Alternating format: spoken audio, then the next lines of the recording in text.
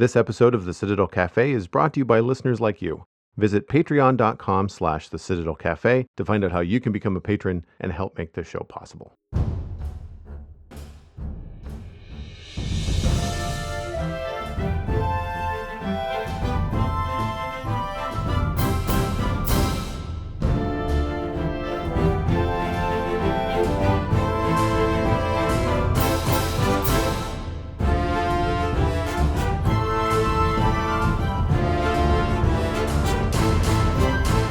This is the Citadel Cafe, episode number 500 for Wednesday, December 17th, 2025. My name is Joel Duggan, and the Citadel Cafe is where my friends and I hang out to talk about the geeky stuff that we're into. The podcast is available on all of the major podcasting platforms. If you're listening to the show and enjoying it, please consider subscribing wherever that happens to be. This is our Holiday Roundtable. Once a year, I get as many guests as I can on the Citadel Cafe to talk about all kinds of cool stuff. We're going to talk about our top 3 picks this year, as well as maybe some nostalgia watches that we get to during the holidays. Joining me this year, Stephen is here. It's Stephen ESC on all of the social media that matters. Stephen, hello. Hello. How are you? Doing fantastic. I have a drink. Excellent. I have a full belly. I have 3 more busy days until I'm free for the holidays, and so it's go time is nice. How I'm rolling right now. We have Ryan from the Gamers Inn, Dungeons and Diapers, and Zombies Ate My Podcast. Also ryanmurphy.ca and on Blue Sky. Hello, Ryan. Hello. Happy to be back. I'm not going to talk about the weather, and I'm not going to talk about the last time I was on because I didn't search it up beforehand. I know that's tradition. Neither did I. To say like, oh, you were last on a year and a bit ago. We talked about Fallout. I don't know that. I can't remember. Right. It was a long time ago. Well, you know who's got your number is Lou from Zombies Ate My Podcast, the other half of Zombies Ate My Podcast, busy zombie lord on all the social media that matters. Lou was on last year on the Holiday Roundtable. We know that because we talked about that when he first came on mic here tonight. Hello, Lou. Howdy. Glad to be here. Been a while. Yeah, almost like exactly a while. I think that's how you quantify a while. It has been a full year. Yeah. We were joking before the show that this is what happens with all of my friends that have kids under 10. Is that it's like, oh, I'll see you next Christmas. Yep, okay, bye. Yep, trust me, they keep you busy. Last but certainly not least, we have Alastair McFly from Nostalgia.zone, as well as other projects in the Star Trek universe that are currently on hold, but hopefully coming soon. Alastair, hello. Hello. And it's weird because it's been a long time since we've actually spoken on the show, but obviously we talk a lot. So yes, yeah. I mean, we hang out in person fairly often, anyway. Jonny from the Spawn Chunks will be joining us via pre-recorded segment. So Jonny and I are going to hang out tomorrow morning and record a bonus episode of the Spawn Chunks that we pre-record for the holidays, and we're going to hang out a little bit after that and do a little recording segment for the Citadel Cafe. He's been on a couple of times in the last few years, and unfortunately, because he's in the UK, he can't always make these hangouts because we do tend to do them later in the evening here in Atlantic Canada, which is very late for the folks overseas. So we're going to catch up with Jonny later, so you can look for that segment kind of edited in future tense down the road. But to kick things off, I thought we'd have a little holiday discussion. Not going to dive into any of the usual traps of like holiday specials and things like that. But this year, I don't know about you folks, but I am woefully unprepared for Christmas. That's in a week. It's in a week. Somebody said it was in 10 days a few days ago, and I thought, oh, wow, that hits hard. I should really get organized. It's now in a week. I have done nothing to progress. I'm just simply working. I haven't had the time to do anything else. So that's where I am. Stephen, where are you in terms of holiday prep? If I had to pick a number, I'd probably say 96% there. I mean, Show just off. well, my wife's been doing a lot of the stuff, and so hats off to her. But some of the unusual things that, I have family members within earshot. So basically, we've been both putting in the work, but while I've been working, she's been able to squeeze some things on the weekend. So we're pretty darn close, actually. Just need some gifts for my mom, and that's pretty much it. Nice. Yeah. What about the folks with kids? Ryan, are you guys all ready for Christmas? Yeah, I think so. I've I think we've purchased. I really hope we've purchased everything because you mentioned Amazon packages, and I'm kind of sick of the emails like, oh, you got a package. I was like, man, what is this and who is it for? But I think we've got that all settled. It's just a matter of finding time to wrap stuff. Oh yeah. And I think I have everything. I just have to wrap it. And but I feel like I'm behind because I haven't had a lot of time. I've been working. I've had like holiday stuff every weekend, but like I haven't had time to like settle in to the fact that, as you said, Christmas is in just over a week. Actually, I think, is it a week exactly? It's a week today. Yeah, next Wednesday is Christmas Eve. Great. We're all stressed now.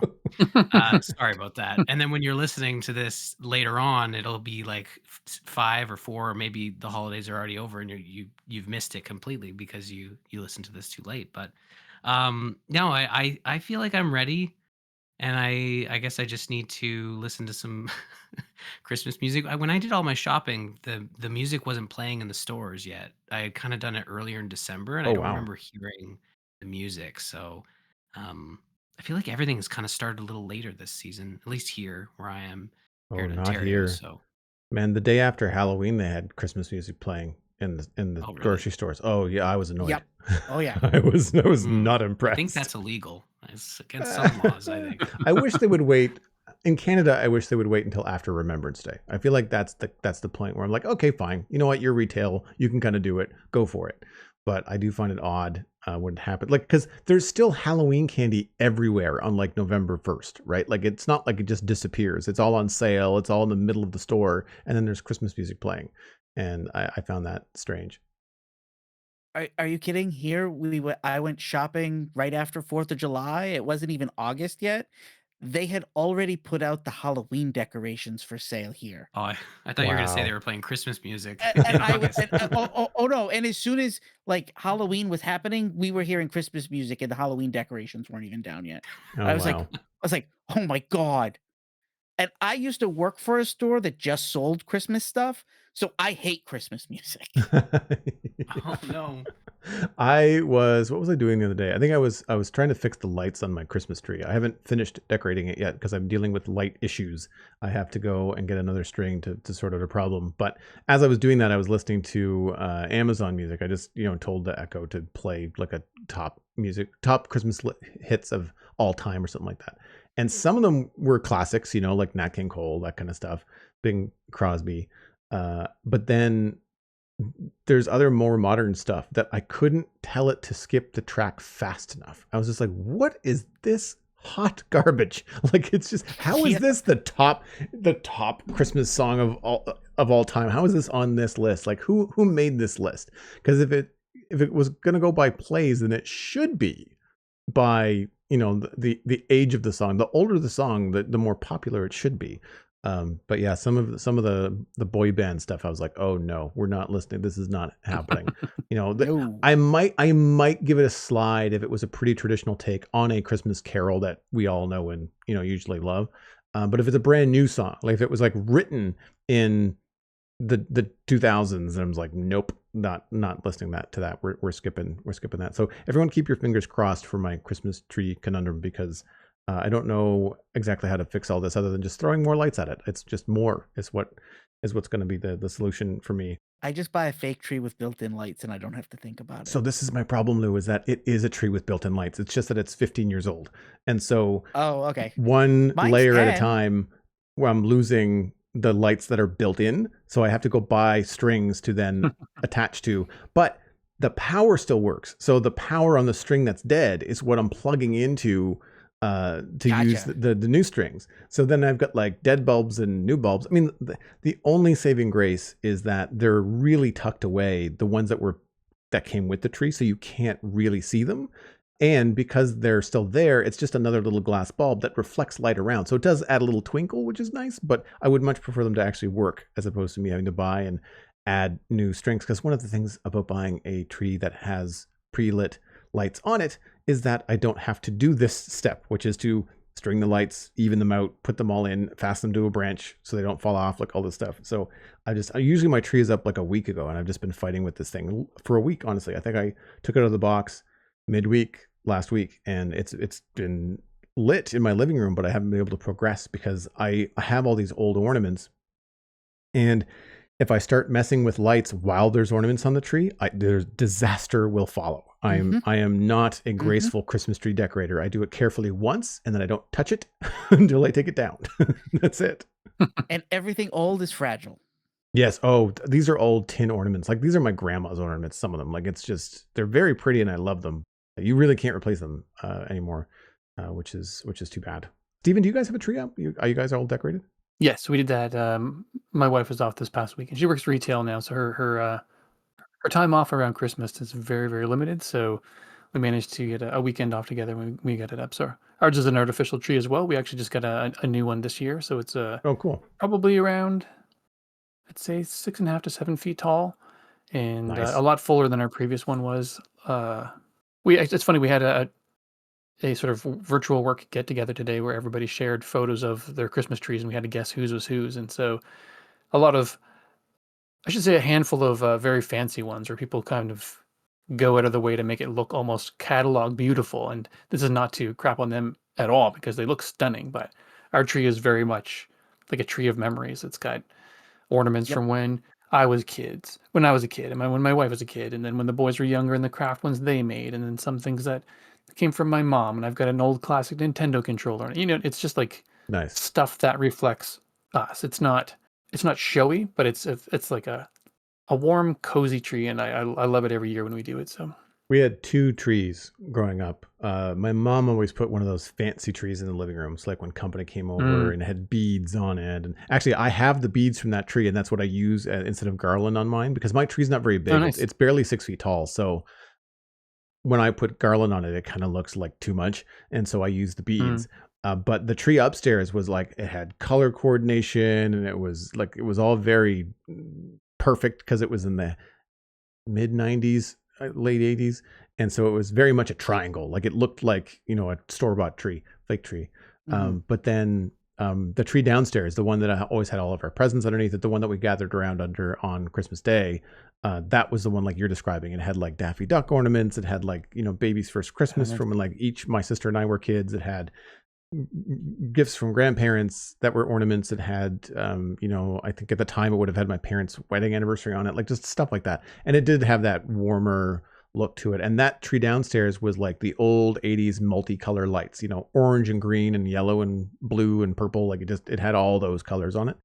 And a fire hazard. Yeah. Those, yeah, especially because they were the big ones. We had the big lights, not the little ones. It wasn't the mini lights. It was a full on. It was like the same kind of stuff you put outside on your porch. And they got hot. I prefer white mini lights, not LEDs. I actually have their regular mini lights because they're warmer. Although you can get warm LEDs these days. But I prefer those to the LEDs. The LEDs, there's something really clean and bright about them. So unless you can control the brightness on the LEDs, then I prefer just the regular Christmas lights. That is when they work. One thing I can recommend doing, if you've never seen, there's a fantastic channel on YouTube called Technology Connections. Okay. And the guy who runs it just goes into insane depth about all sorts of different technologies. But one thing he does every year is complain about LED Christmas lights because of how bad they are, for the reason you just described. And there are companies now coming out with traditional glow lights that mimic true bulbs. And he's finally got to a point where there's actually good solutions now, and the companies are starting to build these things. So definitely worth checking that out. One of my favorite LED companies is Govee, Govee, just free plug because I like their stuff. And I use their bulbs all over the place. Their bulbs are behind me in my studio setup. I've got them behind this monitor. They're actually I'm using them as white lights to help light me in the studio. And what I like so much about all of their LEDs, whether it's a string or a bulb or whatever, is that you can control the temperature. So even when it's white, you can still dial it into a specific temperature that you want, which is so nice. Because otherwise you just end up with this really cold blue light all the time. I Mm. believe I have Govee lights that are hanging on my front porch that are solar powered. Oh, I think so. Yeah, they do outside stuff too. I don't Yeah. have any of their outside stuff because it's all for homes. So like I've got a Yeah. balcony that I would love to put lights on, but I don't need 40 feet. Right? No, I got them on sale somewhere on a clearance, and it Mm, was like 2 strings of them, and they both strings have like 40 lights. So I ran it through I have a front porch. I ran it back and forth across the front porch, nice. and then I clipped the solar panel to my rain gutter so it gets sun all day. And then I don't have to worry about a front porch light at night. They automatically kick on, and I have them on like the dim setting, so I'm like, okay, boom, I have front lights. I don't have to worry about turning on a porch light anymore. Yeah, the only complaint I have about them is that the app is really slow to load. So like if you want to change something, like if you want to switch a light from blue to red, or if you want to change the brightness of it, it does work. You can get it to work with voice commands, but it's difficult. Like just doing it by hand in the app, it takes forever for it to load. You feel like it should be a lot faster. For as cool as the tech is, you're like, this should be a lot more seamless. I should be able to just press a button and have this go a lot Yeah. faster. But yeah, Govee does some really cool stuff. They do one of my favorite things that I have not purchased because my tree goes in my living room window, but they do these curtain lights. And so if you ever think about like, you ever see beaded curtains in people's homes in like the 70s and the 80s that they had over doors? It's like that. It's like an LED beaded curtain, but you put it over your window, like so you can pull them back during the day, and then when you close it at night, and then it becomes an LED grid that you can it does pictures, it does animations, you can make presents and Christmas trees and snowmen, and like it just lights up a scene however you want. You can make it look like it's snowing. It's all kinds of really cool stuff. Look it up. The Govee curtain lights. They're not terribly expensive for what they are. They look really cool. But if you had a home with a big enough picture window in the front, and you're really into like decorating your house for Christmas and lighting things up for outside, then it's definitely something to look at. It's a lot of fun. So moving on to 2025 and looking back, we thought it would be fun to talk briefly about some of the things that really took off for us this year, our top 3. But then also this time of year, we often sit down and rewatch things and have a lot of time off. And so it would be fun to mention some rewatches and things that we do from time to time when we're looking at our favorite media. So I thought we could go around the horn and just mention the top 3, maybe a little bit of blurb as to why you've got it in your top 3, and of course why number 1 is number 1. Ryan, let's start with you. What was the top 3 things that you watched or consumed this year? Well, I picked a movie, a video game, and a television show, which happens to be an anime. But starting off with the movie, I I think like it's tough. Like there was a lot of I didn't watch a lot of new movies. I only saw a few in theaters, and I'm sorry to all the Spawn Chunk fans. It is not the Minecraft movie, although I did enjoy it, as well as my kids all enjoyed it, which was a special treat because they usually don't agree on on movies. But I chose Fantastic Four: First Steps. This is a film I've been looking forward to for a while. I'm a big fan of Pedro Pascal, so him as Mr. Fantastic was awesome.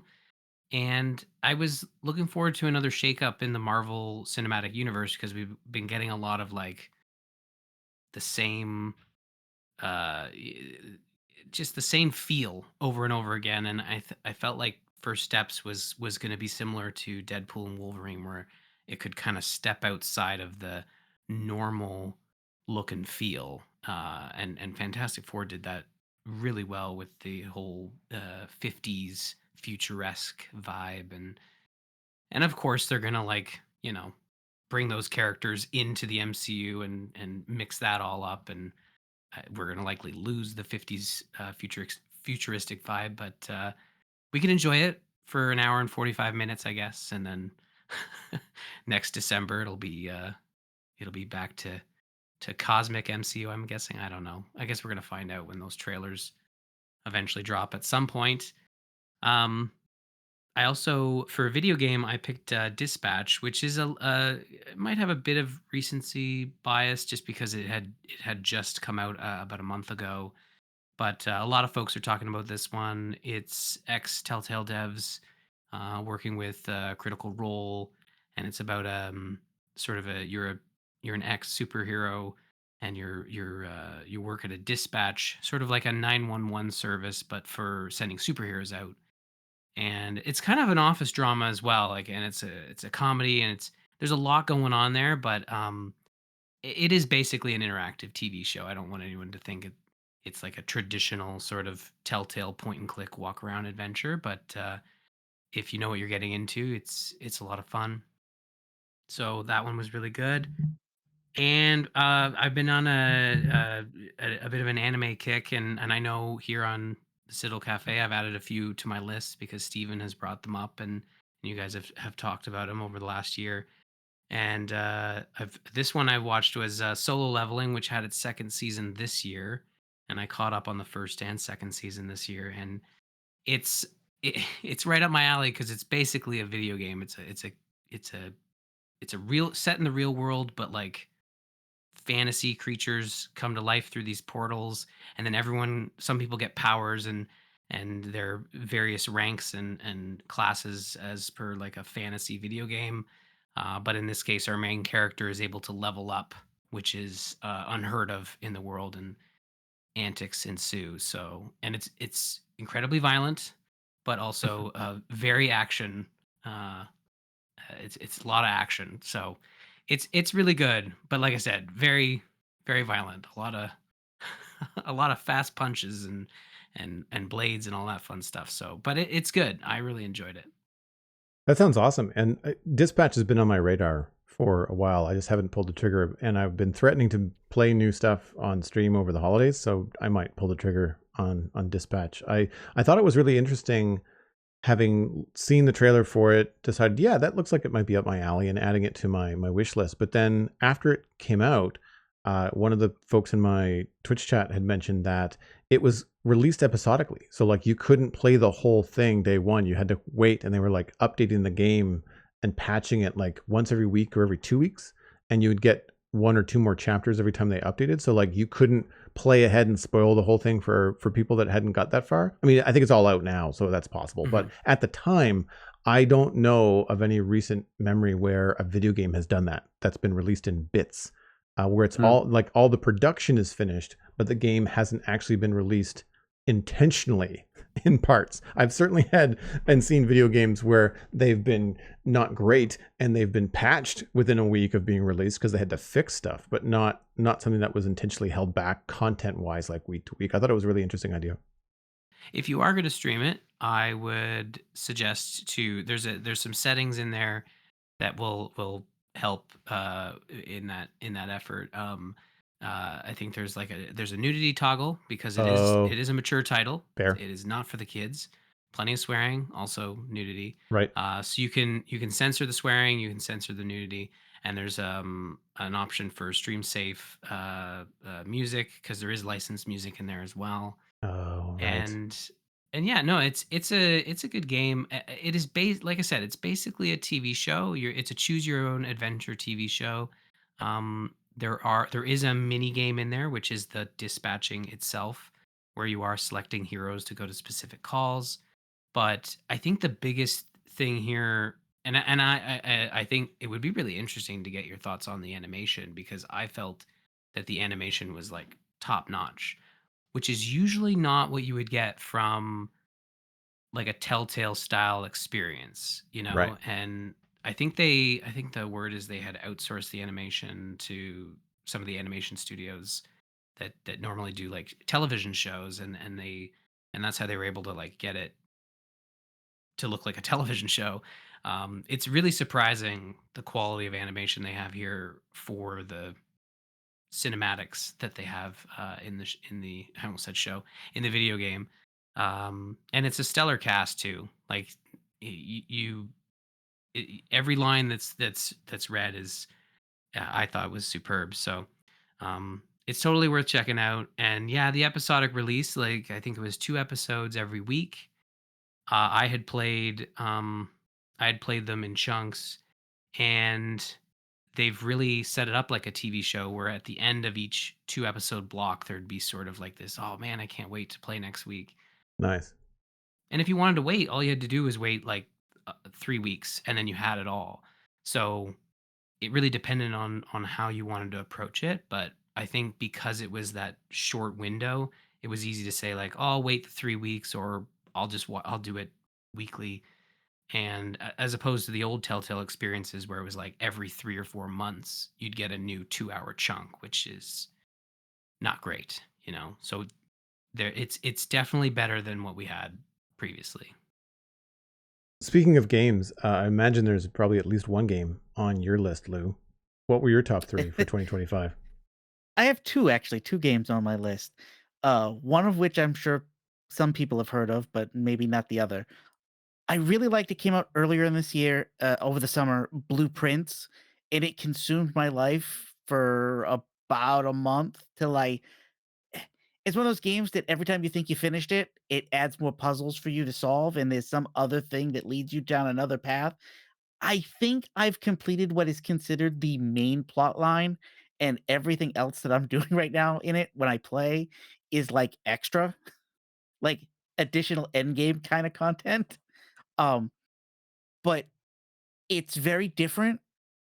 It's a puzzle game. It's like part board game, part first person adventure game with like no combat. You inherit a house from your family, but the house is designed that it changes form every day before you go in. So every time you open up a door, you have to draw a set of cards and then pick which room you get 3 choices. You have to pick which room you're gonna go in, and then almost every room has some kind of puzzle or clue that will lead you to the next room. Then you have to pick again and put together items have there's a room that lets you take items and make them into other things.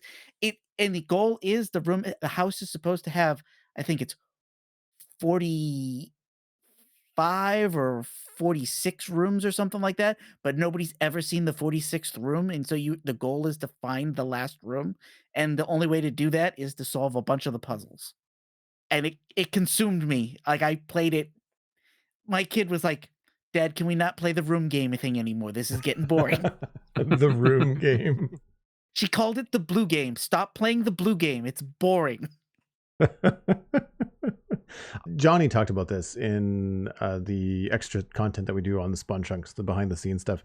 And it wasn't until he talked about it and showed me like the screen art for it when we were talking about it that I was realizing that blueprints, prints as in like royalty, was a play Yep. on words for blueprints, architectural like blueprints, like that kind Yep. of stuff. Yep. And I wanted to check it out because I believe it's part of Game Pass. Like I think I just have access to it on the Xbox. It's definitely worth at least experimenting with and playing, 'cause once you start it, you're like, "Huh, I kinda like, I wasn't sure I was gonna like it." And then once I started playing, I was like, "I really like this," but you have to be in the mood to solve puzzles, I'll tell you that much. Yeah, it seems like it's one of those cool chill games on the couch where maybe it's late at night, maybe you're a little tired. You don't necessarily have the reflexes to play like Halo or some Yeah. other action game where like timing really matters. It's like if it's turn based or if it's puzzle solving, it's a little bit more low key.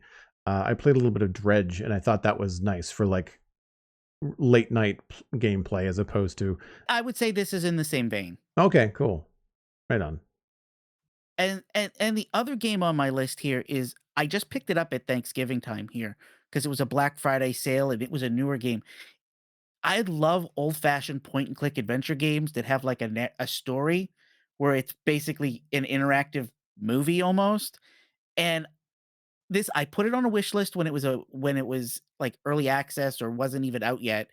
The game called The Drifter, and it's normally like 20 bucks, and at Thanksgiving time, Black Friday, it was like 8 bucks, and I was like, "Well, I'm in the mood for this kinda game. I'll just grab it."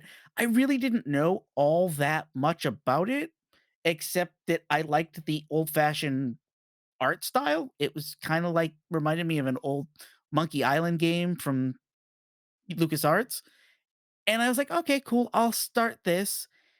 And literally 5 minutes in, I'm like, "I did not know what I bought." And this is more of an interactive movie where you solve puzzles. And I was like, "Oh, okay." Like everything was plot oriented. Occasionally they would have the stupid kind of like you've got to find an item to open up a lock. So there's going to be a lock pick somewhere or a hidden key. Where am I going to find it? Kind of thing. But almost all of the puzzles sort of made sense. I think there was 2 puzzles the entire game where I had to look up, "What the hell am I supposed to do here?" And then it was one of those things where when you find out what it is you're supposed to do, and you're like, "Oh, I was in the right place, and I was looking at the right things. I just wasn't using the right thing on it. Okay, I get it now. Alright, that makes sense." There was a puzzle where someone gives you a tape, and you have to put the tape in a old-fashioned tape recorder because it takes place in, like, the 90s, and when you have it, the tape recorder's broken, so you've gotta figure out a way. It's on a call, what's it called? An old voicemail system that runs off a tape, and you've gotta figure out a way to get the tape to play, but it's missing buttons. So the answer was you're supposed to actually call the phone, and when the phone kicks in to play the voice message, it plays the tape you need, and I was like, "Oh, I feel stupid." Do you remember when answering machines were actually on tape? You know, that's what this is. Right. That's what this puzzle is, and I was like, "Yeah, I remember that." Yeah, I feel like there'd be some people that wouldn't because Oh, they yeah. would have no hope of solving that puzzle because they just weren't alive when answering Yep. machines were tape recorded messages. I had to explain to somebody not that long ago why the save icon looks like a disc, and they didn't know what that was. I still remember seeing a meme online where some kid had seen a floppy disk and go, "Oh, cool! You 3D printed a save icon." Yep. Oh no. Oh no. Oh, that makes me feel so Yep. old. Uh-huh. So old. Oh, no, and you don't realize how much of that stuff people don't know till you have a 5-year-old and you have to explain these things to them, and they're like, "What are you talking about, Dad?" Well, it's like playing charades when certain people will say Gen X and older, if they make a telephone sign, they'll put their pinky to their mouth and their thumb to their ear, right? Whereas Yeah. younger people will just put their whole palm up to the side of their face, right? Because they're doing cell phone as opposed to like an old Yeah. landline, right? I was when we get to nostalgia, I will say, my child watched Back to the Future for the first time, um, and I had to explain about 90% of what was going on in that movie because she's like, "What is that?" Yeah. And also why some things like a giant widescreen TV with video calling was just insane back then. And it's just like, Oh, well, yeah, that's no, not no, right. no, no, no. Things were happening in that movie, and she was like, "Daddy, what is that?" I'm like, "That's a car," and she goes, "That doesn't look like a car." Okay. Alright. That's wild. Steven, what is your top 3? My top 3 have got to be kind of a two, number 2, and then 2 tied for first place. So number 2, and it's not because it's not great at all, was Andor, and this, that's a show that you told me to watch more than once. I think Alastair told me to watch it more than once as well. Just season 1 was so strong, but I just put it off, and then finally when season 2 was, I think I started watching it when season 2 had just completed, and so I watched the first episode and went, all right, this is pretty interesting, and watched the second one, and then I don't know, I must have just blitzed the entire thing within a week or two, and just I was floored by it. I was really impressed. It's excellent writing, excellent acting, and then like you suggested, as soon as it was done, I went right into Rogue One because it's just basically picks up the minute the TV show ends, and I can't recall any weak points in the show. It's just really really solid. Okay, no, it's funny. Now that I've said that, I can think.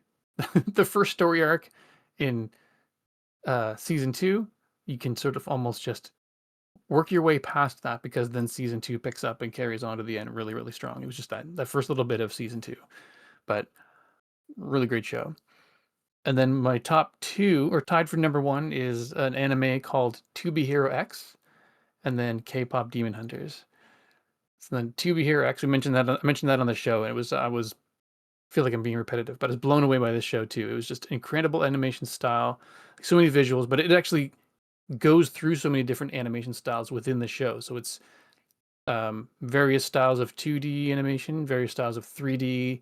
It does even like half-tone textured backgrounds and comic book looking stuff, and sounds weird and out of place, but once you start watching the show and you get into the latter episodes, it all starts to make sense, and it kept you on your toes like a surprising amount. It kept us wondering what was coming next, and my sons and I, we went back and watched previous episodes, and we'd have to go watch maybe like episode 1 and 3 again for two different parts that showed up in episode 8, and it just we were constantly going back and forth.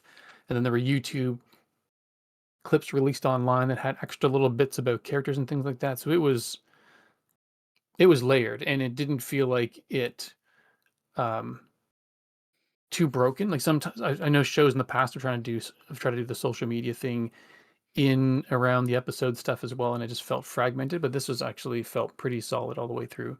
There's a couple of the heroes that are in it that are not my favorite, but I still think the overall story is quite good. And yeah, the gist of it is you've got superheroes that get stronger the more people believe in them. So it's not entirely original, because if you've seen I think it's called Chainsaw Man. It's not Chainsaw Boy. Yeah, Chainsaw Man. There are gods in that, which is sort of like the book and the show American Gods. The more that those gods are believed in, the more powerful they are. So it felt like it was a bit of a borrow from that, which I wasn't angry about, but but the storyline of how these heroes are trying to work their way up. And again, they've like solo leveling, these characters have different ranks. And yeah, either way, I was shocked at how good this was. So I'm actually really looking forward to watching it through a second time, because my wife hasn't seen it yet, and the boys have talked talked to her about it probably ad nauseum. But she's like, I don't know if she's keen or relented. I'm not sure what the right word is, but she's agreed to watch it at some point, and I'm looking forward to going through it again. And then yeah, another number one was K-pop Demon Hunters, and I honestly I enjoyed this way more than I thought I would. The animation style looked great in the trailer, and made myself and my two adult sons laugh, and we thought, all right, we'll give it a go. Seems fun. Let's get the popcorn. And there was more to the storyline than expected. It was more layered. The music was great. I still listen to it, and at the risk of sounding like too much of a fan, I am totally here and invested in EJ's story arc. She's actually the singer who's the the singing voice for the main character Rumi. Yeah, I'm not going to get into it right now, but she's had sort of an interesting career in the sense that it stalled early, and then she's working behind the scenes, and now she's sort of thrust into the spotlight being the voice for Rumi. So it's pretty cool. It's Those are taken my the two. world by storm. Yep, exactly. You can't get away from it. No.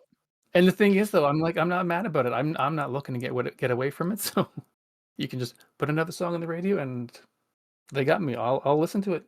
I'm a fan.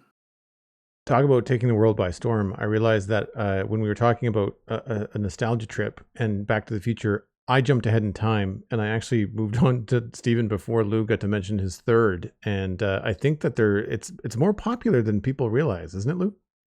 Yeah. As much as I liked Ted Lasso, and it's got its fun things, I like Shoresy better. And it's Canadian hockey version of Ted Lasso, essentially. So I heard that this is a spin-off of Letterkenny. It is. I will confess that I am not the biggest fan of Letterkenny. I feel like it's a certain level of Canadian comedy that hits with a lot of people, but I'm one of the people that it misses with.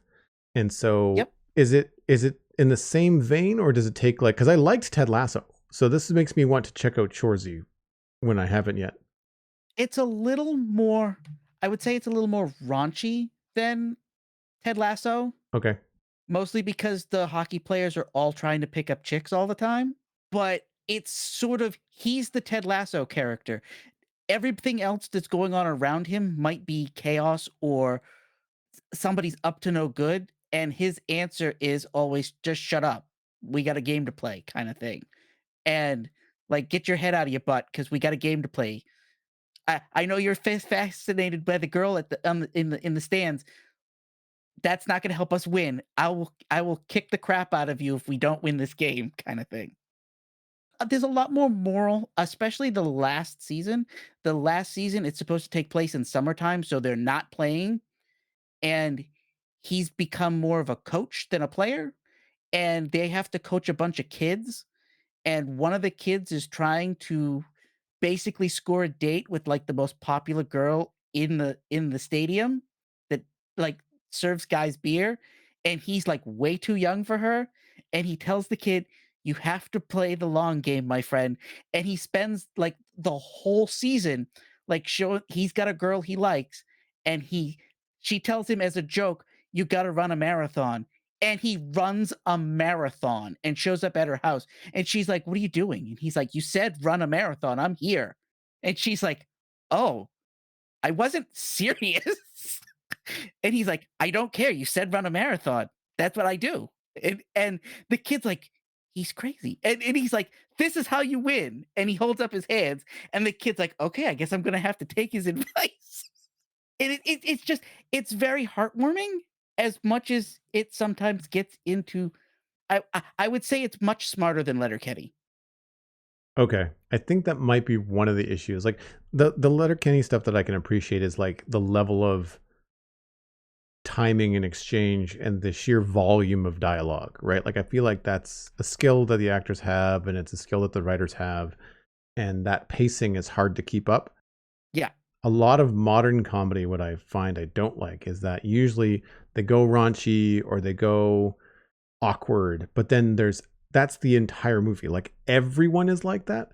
It's funny when there's one character that's like really weird and odd, and that's got something to play off of, like a main character that's the straight guy, just like the straight shooting guy that the story is happening to. Whereas I find more modern comedies, like everybody is zany or everybody is weird or everybody's raunchy, and there's no reprieve. And I find I just get sick of it. And that's why I liked Ted Lasso so much, is because there were all these eclectic characters in the mix. And Ted is got his own little twist, but he's the moral compass. And if you've got a moral compass there, then that's someone that I can latch onto and experience the story through. The only thing I will say about Shorzy is that there's a lot of insult throwing and like your mama jokes. His side hustle besides being a hockey player is he coaches, and all the kids that he's coaching, I mean, he's a ref. All the kids that he's reffing are like the team gets changed from the Bulldogs to the Blueberry Bulldogs, and they're like giving him crap. Oh, the Blueberry Bulldogs are here, and he's like, well, that's not what your mom said last night. And it turns into like your mom jokes where he's insulting them, and they get a little dirty, but you can't help but laugh because you're like, wow, that's a thought. Wow, I can't believe he just said that. And it has its moments, but I would definitely say there's more heart to it than Letterkenny. Yeah, it sounds like it might be closer to Letterkenny, but farther from Ted Lasso. But at the same time, probably enough away from Letterkenny that I might enjoy it. I think you might. I'm just not a big hockey guy. So like if there's a lot of in-jokes and I am not a sports guy in any way, shape, or form. And I did play a little bit of hockey when I was a kid. And so there's just enough for me to know the basics, but doesn't matter. It doesn't matter. so my top 3 have already been mentioned. So I can go through these fairly quickly, I think. Number 3, I had Fantastic Four First Steps. It was a different tone than most Marvel films as of late, especially this year. And I thought the story was good. Some of the character development actually surprised me, which is not, something that you get a lot these days from Marvel. But as Ryan mentioned, it was the art direction that knocked it to another level for me. Like I want their kitchen. I would love to have that be my everyday. There's such an interesting take on things to have it be like that retro 60s futuristic style of everything, and I really, really enjoyed that. K-pop Demon Hunters is also on my list for a lot of the reasons that Stephen mentioned. It was a very pleasant surprise. I had bookmarked it on a whim and then was encouraged to watch it by, I believe, Stephen and a couple of other people at our Thursday at the pub. And it was fun. The stylized animation had great action. It was very free. Like it didn't kind of stick to any kind of Pixar formula or. It's the same team that did the Spider-Man Into the Spider-Verse stuff. So, but Spider-Man doesn't do like the googly eyes. Like no. I knew that I was going to have a really good time when the girls saw the boy band and their eyes instead of hearts turned into throbbing six packs. I was like, oh, okay, this is going to be really over the top. It reminded me of Looney Tunes in a lot of ways. And some anime. Like, it reminded me of like the first time I watched the animated series Avatar: The Last Airbender.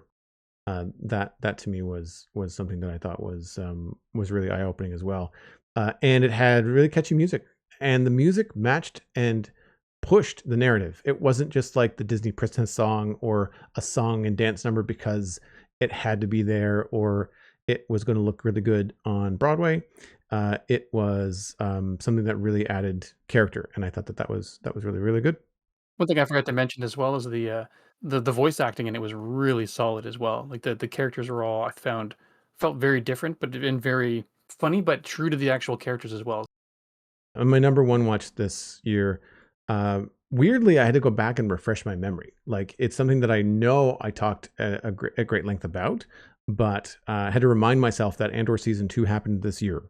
And I think it's because I think of Andor as like a single story. I don't think about it so much as season 1, season 2, but season 2 was brilliant. I thought the way that they laid it out and paced it was brilliant. There was like sections of 3 episodes, I think, at a time. Mm-hmm.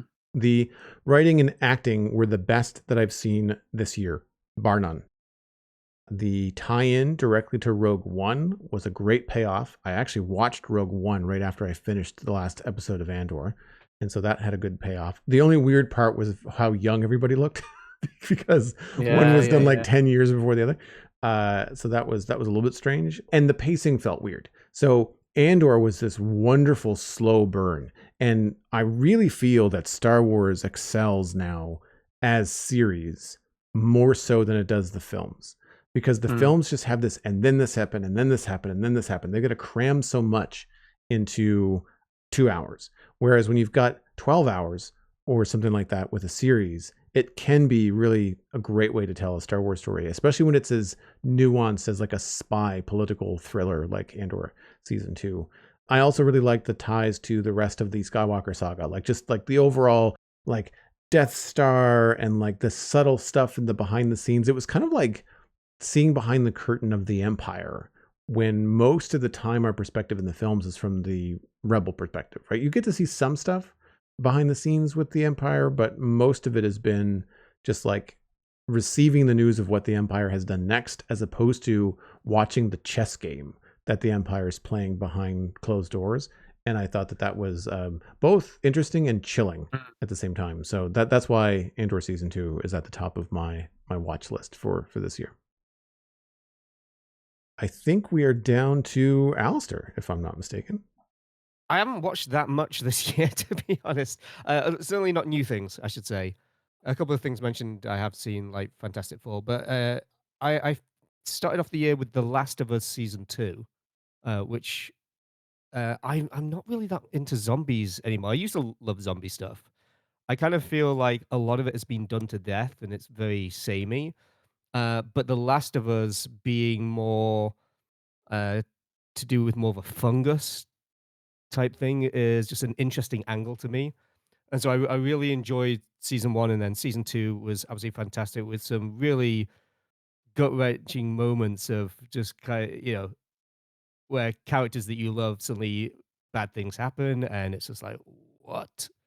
Um, uh, and so I've just seen Steven in the chat saying zombies done to death. Um, but yeah, Last of Us I thought was really good. I started playing the game as well after getting through season 2. I haven't gotten very far into the game, but I found it as quite an accessible show in that regard, having not really played it before. There's also Star Trek Strange New Worlds. I don't think season 3 has been their strongest, but it certainly been the strongest of the new shows. And I am interested to see what they'll do for the last 2 seasons. I know that the 5th season is going to be pretty short, so we'll see how that kind of I works out. believe they just wrapped filming it. It's only 6 episodes, I think. Yes, yeah, it's a really short season. They've said that they know exactly how they want to end things to lead into the original series. So I'm really curious about that. And then we also had Dexter actually 2 shows of Dexter. Dexter Original Sin technically started in December 2024, but that ran through the beginning of 2025, and that's a prequel to the original Dexter show, and I thought that was really well done. A lot of prequels can be a little bit iffy, but I really enjoyed seeing this character that I love as a serial killer, but before he's actually mastered his craft. He hasn't honed it, he's making the mistakes, and all the things he does in the original show, you're starting to see him develop those skills and and see him make the mistakes that make him learn. Um, and it got renewed for season 2, and then they canceled it Yep. after announcing the renewal, which is really Huh. frustrating. So we won't see kind of what happens from that continuation from that time period, where it's all set in the 90s, which is also a really good vibe. But then we got Dexter Resurrection, which was another sequel following on from the previous shows, and I thought that was really well done. It's taken the setting into New York City, and so you've gone from Miami, Florida, to a bustling cityscape and more serial killers in the show as well. And it'll be interesting to because they've renewed. I say they've renewed. They're doing another series soon as well for that. Do you know who owns Dexter? Like, is that Warner Brothers? It's Showtime. It's Is it Power, It's Showtime. Okay. in Canada it's Paramount that Yep. that had it on Paramount Plus. Paramount and Showtime are owned by the same parent company. Oh, So okay. at least But here in the United States, it's both they share it. They share a streaming service, but technically, cable wise, it's owned by Right. Showtime. I ask only Gotcha. Okay, because yeah, of that makes sense. the recent still to be approved, I think, purchase of Warner Brothers by Netflix. And I thought if it might have been a Warner Brothers thing, then maybe you'd end up getting Original Sin No, season 2 rebooted back on Netflix or something. they announced the cancellation like a month after they announced the renewal Oh, weird. for Original Sin. Yeah, it was a really quick change of mind that they had. Yeah, I'm really curious to see how the merger / acquisition is going to go, because some of the titles within Warner Brothers are some of the things that are really hard to get in Canada because of the way that Bell has a monopoly on Warner Brothers and HBO and all that kind of stuff. So we'd probably be able to get HBO content on Netflix as well as Warner Brothers Harry Potter series. Like, there'd be a bunch of different series and IPs that would be more accessible, I would think. Did you guys get the email from Netflix about it, or was that an American That thing? might have been an American thing. Oh, wait a minute. Okay. Yes, I did get I got something one, from yeah. I got something from Netflix. Okay, because they sent out an email basically saying they were buying HBO, but not to panic. Everything with your HBO is staying the same. They weren't integrating them at any time in the next year. It was going to be longer than that if they did it at all. Right. And like, just don't panic. It's like, It was very okay, weird email. yeah. I got it, and I was like, is this fake? I thought it was fake too. I'm like, why? I remember. Am I a shareholder? Did I accidentally buy stock or something? It was very odd to get it as a subscriber, but I think the general issue with this type of acquisition is that it is so big that like nobody wins. Like we saw that with Microsoft and Yeah. Activision Blizzard and how that all unfolded, and at the end of the day, like it rose costs, jobs were lost, Yeah. IPs went into the vaults. I think if you look at what Disney did with Fox and Hulu and the timelines there, that will give you sort of an idea of what might happen with Warner Brothers and HBO Max and Netflix, because with Disney Plus, after, has it been like 5 years since that acquisition, maybe more? Yeah. They've just rolled everything into Disney Plus and kind of Yep. folded Hulu and FX and all that Yeah, into it. yeah, they just sent out messages to people that are Hulu members that like next year Hulu will disappear and it will just be part of your Disney Plus subscription. And then prices will go up. So Yeah. we No, can you look have to forward pay that. separately for the Hulu stuff, but it's Oh, going to you be part do? of Disney Plus. Yeah. Oh, it's together. Well, it's been a while since I've subscribed to Disney Plus, but I'm pretty sure Same. like Canada got a good deal where Star was the Hulu content, and they just kind of rolled it in as part of the Disney Plus subscription. But it like Crave, as you said, Joel, like Crave has had the HBO licensing for a while, and I mean, there's usually expiry dates on that licensing, and I would imagine that eventually Netflix will claw that back and use it to raise prices. There's no way Netflix costs what it does today after adding $80 billion worth of back catalog. No. Like it's never going to happen. So them slipping into our inbox and telling us to keep calm is kind of like the first red flag that like we should keep calm, but we should probably not think that everything's going to be, what does Netflix cost now? Like Oh, $19.99 a month? no. For 4K, it's easily 22. Oh Oof. gosh, yeah. Yeah. I pay 30 because Netflix now allows you to add a channel that you can access from outside the house. And so you can add like a family plan. So like my parents are on Netflix with me, my mom and my stepdad, because they were trying to cut costs, and I just thought, well, let me look into this to see what we can do. And for a while, people were like, not stealing Netflix, but they were like sharing Netflix logins, and Netflix clamped down on that a couple of years ago. And now they offer like an add-on channel, which is like $9 or something. So my Netflix bill comes to like $36 or something after tax, but mom pays the $9 to me, but it's all under my one name. But what's nice about that is that they have their own login and they have their own profile. So what they watch during the day, it doesn't affect my watch lists and stuff like that. So in that way, it's good. For some people, Netflix can be cheaper, but if you get a 4K TV and you want high quality stuff, then you're paying $20+ Canadian easy. Yep. Yeah. We do the ad plan, and I don't notice it on the 4K TV. I notice the ads, but I don't notice like the quality. It seems to upscale fine with the Apple TV, but the main reason we do it is the kids use it as their TV, and on the kids' profiles it won't play ads. Although my oldest has been watching Stranger Things and has been subject to these ads, and I said to him, it's like, well, if you're gonna watch more mature content, you're gonna get ads, so Yeah. just be prepared for that. So and he's like, oh my gosh, this is terrible, but yeah, it's and everything has ads now. I was just watching Fallout came back, and I don't have the ad Prime, Amazon Prime stuff and ad free, and it was like every We did. 15 minutes. Yeah, we did until ad. they changed their Yeah. minds. Yeah, it's not like, if you're subscribing new, then you get ads. Anybody who was previously paying for no ads suddenly got ads, and if you want no ads, you got to pay more. And I thought Yeah. that was a really sucky move. I agree. It Yeah. was a shitty move. It was a shitty move, but I don't know what it cost here in Canada.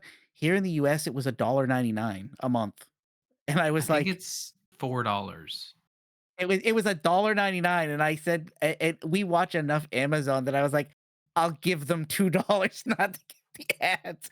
I would in a heartbeat as well if it was only $1.99. But The thing for me that bothered me is that they made that change after I subscribed to Prime for a year. So I don't do monthly with Yep. Prime anymore. I do like every February, I think it renews. And so Yep. I had already done that. And so they weren't honoring the year-long contract that I had with them. They were changing the game. Oh, yeah. I will say that there was one ad recently and one way that they handled something that I thought was good.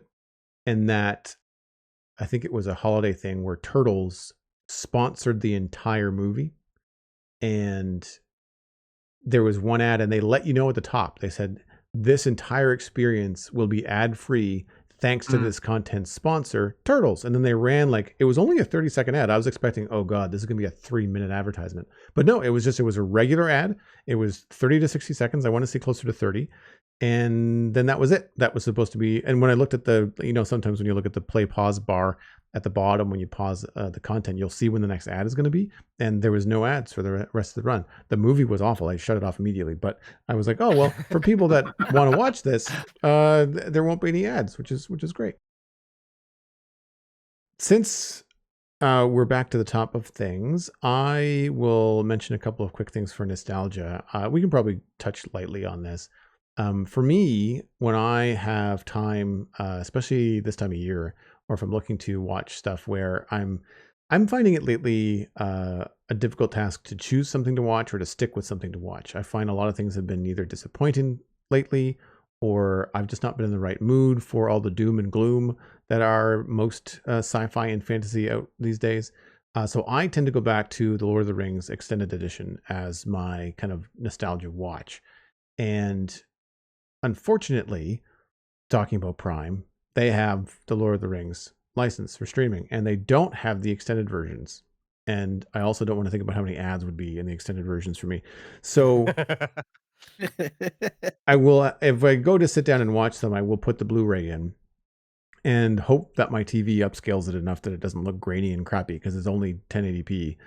So I don't have a 4K version. I don't even think I think my Xbox would do 4K, or the Xbox might scale up the Blu-ray, so I might be able to do it that way too. But what I have been doing has been watching some YouTube reactors that I really enjoy watch the Lord of the Rings for the first time. And so I've seen the Lord of the Rings enough times that I know the story, but to watch someone else see it for the first time is a really unique experience and really fun, especially when they're just not familiar with Tolkien at all. It's just a piece of pop culture that has passed them by. Some of their reactors are young enough that they just wouldn't have gone to see them in the theaters in the 2000s because they were 5. So it's really interesting to get that take on it.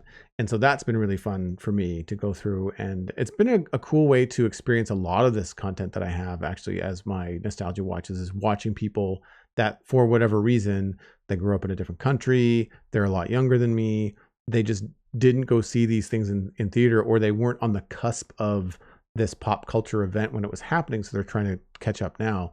Because my second on the list for my nostalgia watches is Marvel content, Marvel films, but I call it the Captain America Avengers cut. So I don't need to or want to watch 19 Marvel films to catch up on everything. I like most of them, but I just don't feel the need to go back and watch them all. But I really enjoy watching the Captain America films and the Avengers films culminating in Infinity War and Endgame in release order. So it's basically like just following Cap's story throughout. And I think there's 3 Cap films, 2 Avengers films. So there's like 7 or 9 films altogether. So it's almost half of the early stages Marvel content. But I really like that through line of following Captain America through all the events that happen leading up to Endgame. And again, watching YouTube reactors go through that kind of Marvel content for the first time is really fun. I've even caught myself late at night watching like reaction compilations to like certain moments in Avengers or Endgame or whatever, and seeing people that for the first time have gone through all these films in order, and then seeing something like Cap pick up Mjolnir or the portal scene in Endgame when everybody comes back, like stuff like that, to see people have emotional reactions to it. It almost feels like you're going through it again yourself. It's a really interesting experience. And then out of complete left field, I was trying to think about the other things that I've watched, especially series, because a lot of my stuff was film related. But as an adult, I feel like I have watched Downton Abbey, I think 3 times, and it's a lot. There's like 6 or 7 seasons, I think, and they're shorter seasons than American TV most of the time. But it's just such a good show. It's escapism. It's got that period drama. It's so well done, so well acted, and I don't necessarily always think to like, I want to sit down and watch this, but something will remind me of it. I'll see a clip online, or it'll pop up in my Netflix, like, hey, you might like this, or do you want to rewatch this one? And it's the kind of thing, like, if I start it, I'm in. If I press play once on season 1, I will binge season 1 in a weekend. And then every time I sit down to watch something, I no longer have to choose. And I think that's one of the things about nostalgia watches, especially if it's a series. One of the problems that I have is sitting down and going through Netflix and all the other services that I have and choosing something to watch. and sticking with something to watch. And then remembering as I sit down to choose something to watch over dinner the next day, what was I watching last night? Like, where am I in this episode of whatever? And so with something like that, where it's over and done with, where it is in terms of the library for streaming it, as long as it doesn't go away, then you could your decision making is done. If you decide that you're going to rewatch something like Downton Abbey or insert your favorite series here, then it's just a matter of sitting down the next day and watching the next episode or the next 3 episodes, depending on how you consume the content. But it's just so well done. And especially this time of year, I find that the Christmas episodes are particularly good. They just have that old time sort of classic vibe to them. The Abbey is always decorated very pretty, and there's definitely like some things about history that are poignant in the show. But it's such a good, easy watch, and it is a drama, but there are some really light moments. There are some very funny moments in it, which I like as well. So Lou, I know that you mentioned earlier that you were taking your daughter through Back to the Future. Is that also because it's part of your like nostalgia watches? No, actually, we there's a drive-in down the street from me, and when we were driving, they were getting ready to close for the season. They did a trilogy night where it was Back to the Future 1, 2, and 3, and we were like, "Oh, we should take her go see." She loves the drive-in. We've gone a couple times with her. We should do it. And then we realized that it was already fall, and that meant that the screening wouldn't even start till after 8 o'clock. And we're like, "Yeah, she's not going to even make it through the first movie. This is not going to work for us. We can't do it." And then I came home and I was like, "I wonder if it's on Netflix." And at least the first movie was on Netflix, so we made that Friday night movie night and we watched it.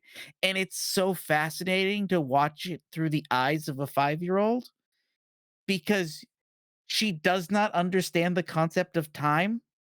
I still have to remind her, yes, you get to wear your PJs to school. It's PJ day on Friday. And she goes, "So tomorrow?" And I'm like, "No, tomorrow is Tuesday. You got to go 4 more days." And she goes, "So the day after tomorrow?" I'm like, "No, I said 4 days." So they go back in time and she's like, "Why does it look different?" And I'm like, they're in the past. And she goes, "What's the past?" And I'm like, "Oh my God."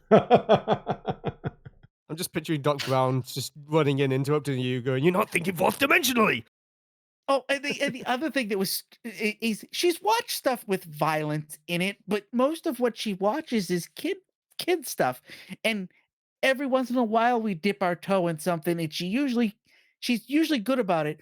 But the moment Doc Brown gets shot in the beginning of the movie, like Oh. she starts crying and she's like, "I don't like this. We need to turn this off." And I went, Wow. "Give it a minute. Give it a minute." And then all of a sudden he shows up at the door and she goes, "He's not dead." I'm like, "It's the past." And she goes, "I don't get it." And I went, "Just watch." I remember when Peyton was showing, I want to say it was Star Wars films to his son for the first time. And he was old enough to watch them. But the questions that he had and wanted answered immediately. And so much of it was Peyton just like retelling the story to me was just like, just watch. If you just watch 5 more minutes. And the question, like you have to give the storyteller a second. Like Peyton realized, and I think this is probably true of a lot of parents with kids these days, is that like the attention span of media, modern media, and television and storytelling compared to something as, recently as like the 70s and the 80s in movies and TV, it's much slower. And so kids aren't beaten over the head with the plot in older films. And it develops. There's character development. It's not just narrated to you immediately as to what's going to happen next, right? And they have no patience. It's a major issue with kids shows. Yeah. Oh, I can't remember. Well, I mean, someone mentioned it. Was it Ryan mentioned the Minecraft movie? Oh my God. Like going to watch that for work. and then trying to like piece together some sort of narrative or whatever. Like I felt visually assaulted halfway through it because it was just like cut after cut after cut after cut. It's like I haven't had to, and some of it was just like, some of this looks cool. Like I I'm into Minecraft. I do a podcast about it, and I would really like to see what they've decided to do visually in this movie. But they wouldn't leave it on screen long enough to like, you're like looking at something like, that's really cool. Well, it was cool until you cut to the next scene. That's incredibly uninteresting. Like, I don't care about Jack Black. I care about like what I was looking at before. It's just, it was so fast paced, and it's such an issue. We literally have kids shows that she's not allowed to watch. Oh, wow. And some of it you just would be like, really? That's what she's not allowed to watch? She's not allowed to watch any of the Mickey Mouse shows on Disney Plus at all. They are all Mickey goes here, Mickey does this, Mickey goes here, Mickey does this, Mickey goes here, Mickey does this. What do you think, audience? They don't even give you 60 seconds to make a decision. It's literally like the decision's already made. We're going. And it's like constant. And what would happen was she would watch the show and then have to come back to reality. And everything needed to be night now. We're like everything. And it was like, no. It'd be like, okay, it's time for bed. And she's like, what do you mean it's time for bed? We got things to do. Oh, that's so good. Oh, man. There's even been that annoying trend of movie trailers having teaser trailers. Oh, yeah. To tell you that the trailer's about to start. Oh my God, that's the one that kills me now. I sorry for the diatribe. The one that kills me now is the fake fan made trailers. I'm getting so sick of that. Someone says, "Oh, there's a new trailer for something," and I go to search for it on YouTube, and I've got like 9 trailers, and I'm like, "Nope, this isn't by Marvel. Nope, this isn't by Marvel." So I know that this is not a real trailer, and you have to look at who, and I'm like, "Who is this for? Who's watching these?" I don't care about a fan-made trailer. I want to watch the trailer for the movie that's coming. I don't care what AI you punched this into and had them make it. Don't matter. Especially when the title says official trailer. Yeah. I saw a fan-made film. It wasn't a trailer. It was like a short film of Vader's experience immediately after Revenge of the Sith. And I won't get into any spoilers because Steven hasn't seen Revenge of the Sith. Everybody point at Steven. Sorry. So sorry. But it was one of those really awkward AI films where the two characters are in a scene together, kind of standing and not really saying anything for far too long. And then neither character is looking at the other, nor do they have a proper focus. Like they're just kind of like staring off into the distance in different directions. And I was like, this is hot garbage. Like I clicked on it because I thought it was going to be, because sometimes you'll have these people that are like, they've read a lot of Star Wars books. And so they're really going to give you like a visual essay. So they're going to talk about Star Wars. And yes, they're using some AI imagery in the background. So they're not going to hit with a copyright law stuff by taking clips of the movies. Sometimes you get good content, but this was not that. And then I went to the comments just to kind of see like, God, I imagine there's some people slamming this AI. Like this is pretty bad.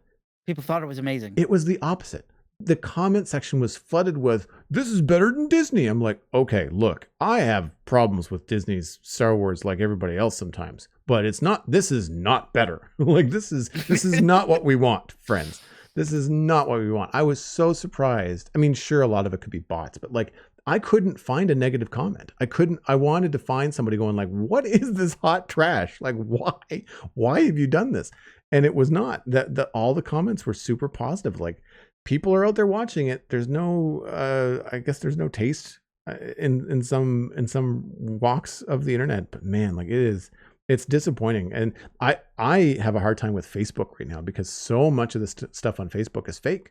Everything from images of like home renos to posters for movies that are not coming out or stories about movies that are coming out. I saw an image the other day about like, confirmed Henry Cavill coming back as Wolverine in Avengers Doomsday. And I was like, no, that's not happening. Like, I just know that's not happening. But like the poster looked real. It looked like it was a news article. There was a link to it. Like, just like it's enough for the people that are not paying attention to click on it and then go and see what it is. But I had to like tell Facebook, like, no, stop showing me this crap. Like I give me pictures of dogs and pictures of friends. Like I don't want all this AI stuff. It's really out of hand. And on one hand, like I understand how AI can be helpful and there's some cool stuff that you can do with it. But unfortunately, we're still going through like the phase where like, well, once everything is this easy, then I want to say bad actors because they're not really hurting anybody, but they're just putting so much crap out there. It's really hard to tell.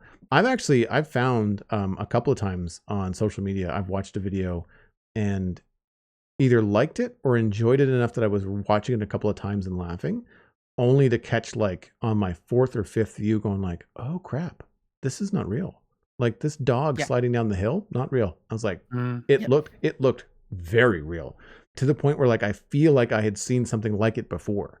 That's kind of how familiar it felt. But I was like, oh wow, that's actually not real. I think the difference now is that the AI stuff that people are putting out on social media, and this is on me because like if I went to the profile says this is an AI generated dog sliding down the hill for your enjoyment. Like they tell you right up front, it's fake. We're not trying to fool you.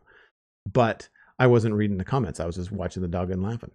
And the thing about it is that they're not trying to do anything that's really far-fetched. The dog's not on skis. He's not riding a toboggan. He's not going over jumps. He's just sliding down his belly on snow. That's it.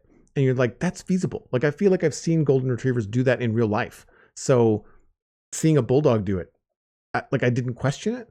And I think that's the thing, is that a lot of the AI stuff that's out there now that they're pushing out there, the context is not so far-fetched that you immediately go, okay, this is obviously fake. Like Henry Cavill in a weird costume and coming in Doomsday, obviously fake, because there's just too much going on in the image for it to be real. But when it comes to stuff like the dog, it's like, it's really subtle.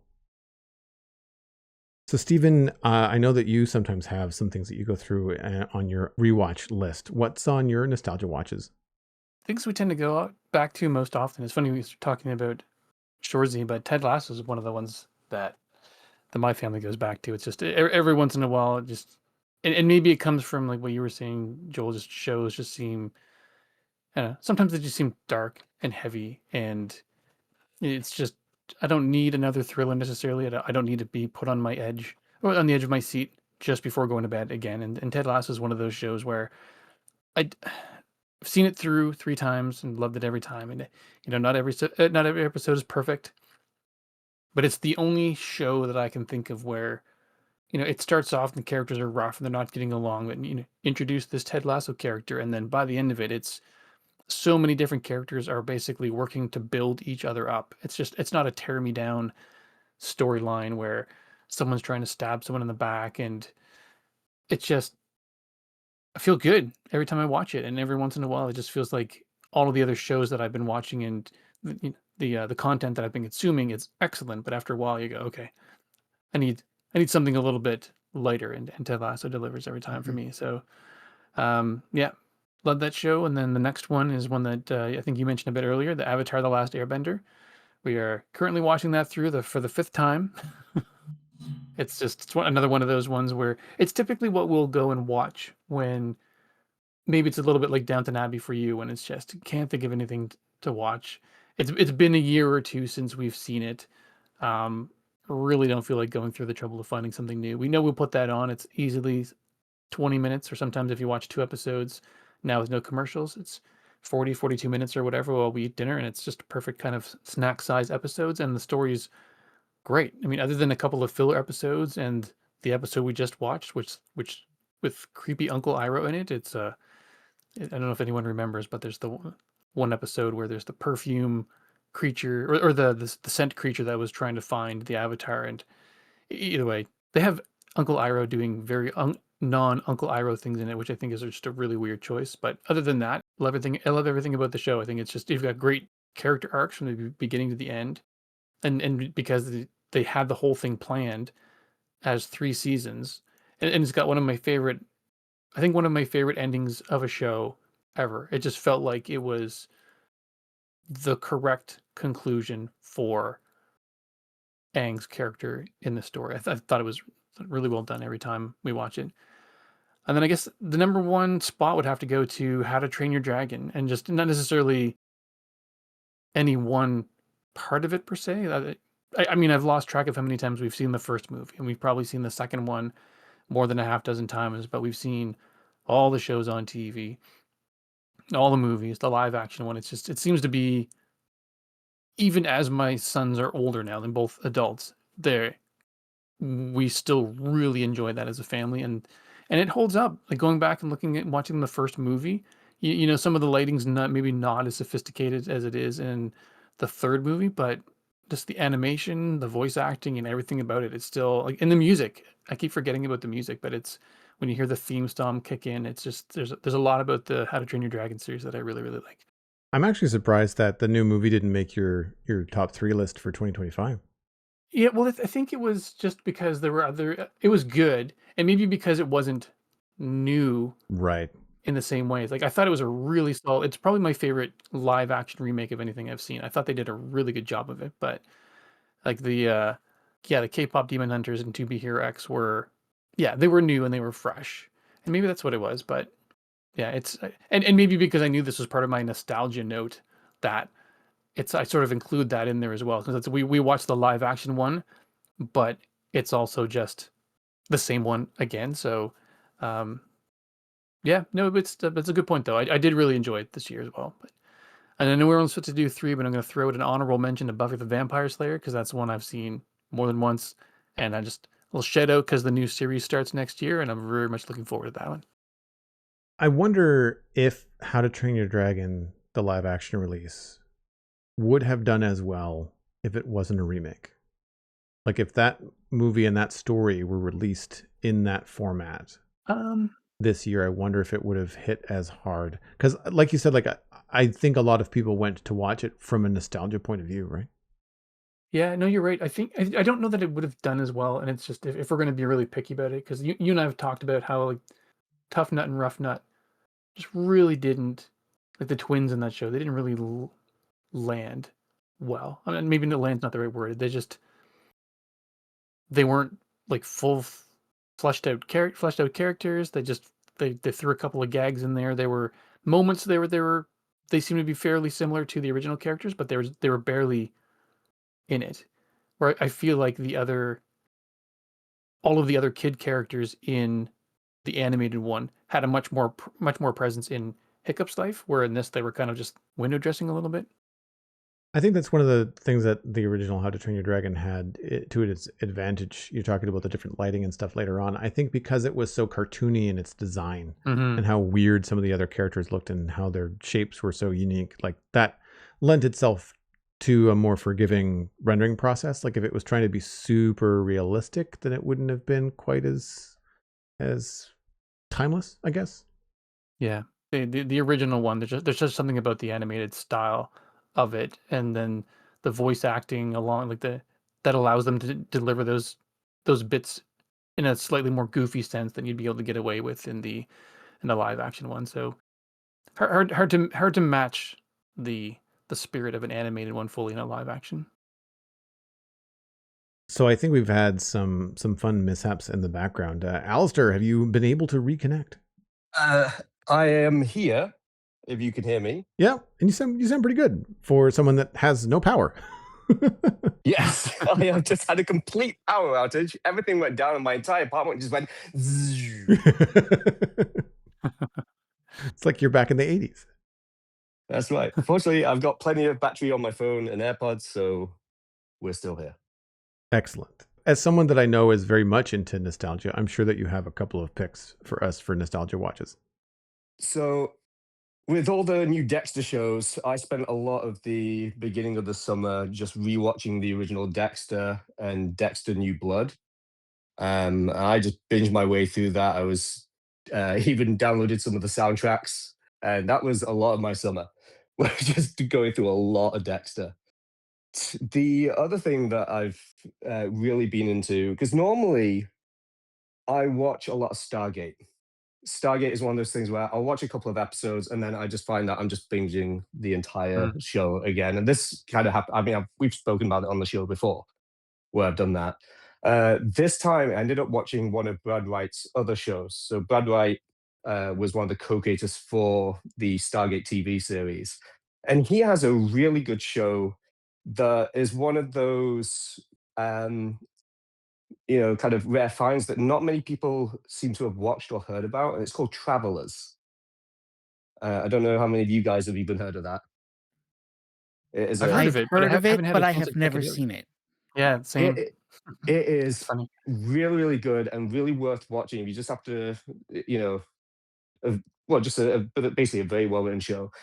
It was a Showtime production, and then Netflix picked it up for season 3, and it's about people from the far future coming back in time, and you don't know whether what they're doing is actually for the greater good or if actually it's not. There's a few times when it kind of swings and it's like, actually, am I watching the protagonists or not here? And it's got Eric McCormack playing an FBI agent who starts off investigating, trying to figure out what's going on. And I don't really want to spoil too much with it for those who haven't seen it. All I can say is I definitely recommend it. It is a really good sci-fi show, and the way that Brad Wright writes a lot of stuff, not only is he excellent just with character dialogue, he can have just two people in a room on any of his shows, and it can sometimes be just the most fascinating thing. But he also writes his shows knowing that they may not continue. So with Stargate, he always tried to wrap up a season very well. And so with this show, even though Netflix cancelled it at season 3, and this was before Netflix had started advertising, well, not advertising, but telling producers of shows that 3 seasons and you're done as their sort of maximum cap out. Brad was starting to think that might be the case. So he finished up the 3rd season where it was open ended enough that they could easily pick it back up, but they did wrap every single thread, which is really good. So it's one of those ones, even though it got cancelled, there is an actual end to it. I've seen clips from this online. I don't know, remember where, but it looked good. Like it looked like it had some decent production quality, and it looked like a show that I would watch. But I think it was something where like I didn't have access to it, so like I wasn't watching it because at the time I think it was like on TV, so people were sharing it online. Yeah, I remember when it first came out, I missed the boat on it. I saw a bit of an episode and I wasn't focused enough, and there was other stuff I was watching, and then I completely forgot about it. Right. And then Brad Wright was doing a podcast about Stargate, and he had oh god, I've forgotten his name now, the guy who plays Teal'c on, and they ended up talking about the show. And there's a lot of people who've been on Stargate who he brought into Travelers, and they were just talking a bit about just how amazing the production for Travelers was. And again, it was like one of those, you should go see it. I'm like, okay, I will. And yeah, and definitely worth it. I'm also, just as a side note, so excited for new Stargate coming out as well, as there is a new continuation coming for that too. Is it the original showrunners too? I think. Uh, kind of. So, Brad Wright is an executive producer. Sorry, executive consultant. There's also Roland Emmerich and Dean Devlin who made the original movies. Oh, Sorry, that's what movie it is. singular. They are involved as well. So for the first time, movie and TV people involved. And Martin Gero is the new showrunner. He has written for Stargate. That's where he started out as well. And some of his episodes were amongst the best episodes of SG-1, of Stargate Atlantis. So it's all being crafted by people who built the original franchise, and Cool. it is a continuation, not a reboot, which is what a lot of people were worried about. They start writing in January, is when the writers' room comes together. So they have said it's going to be about 2 years production before we start to see anything.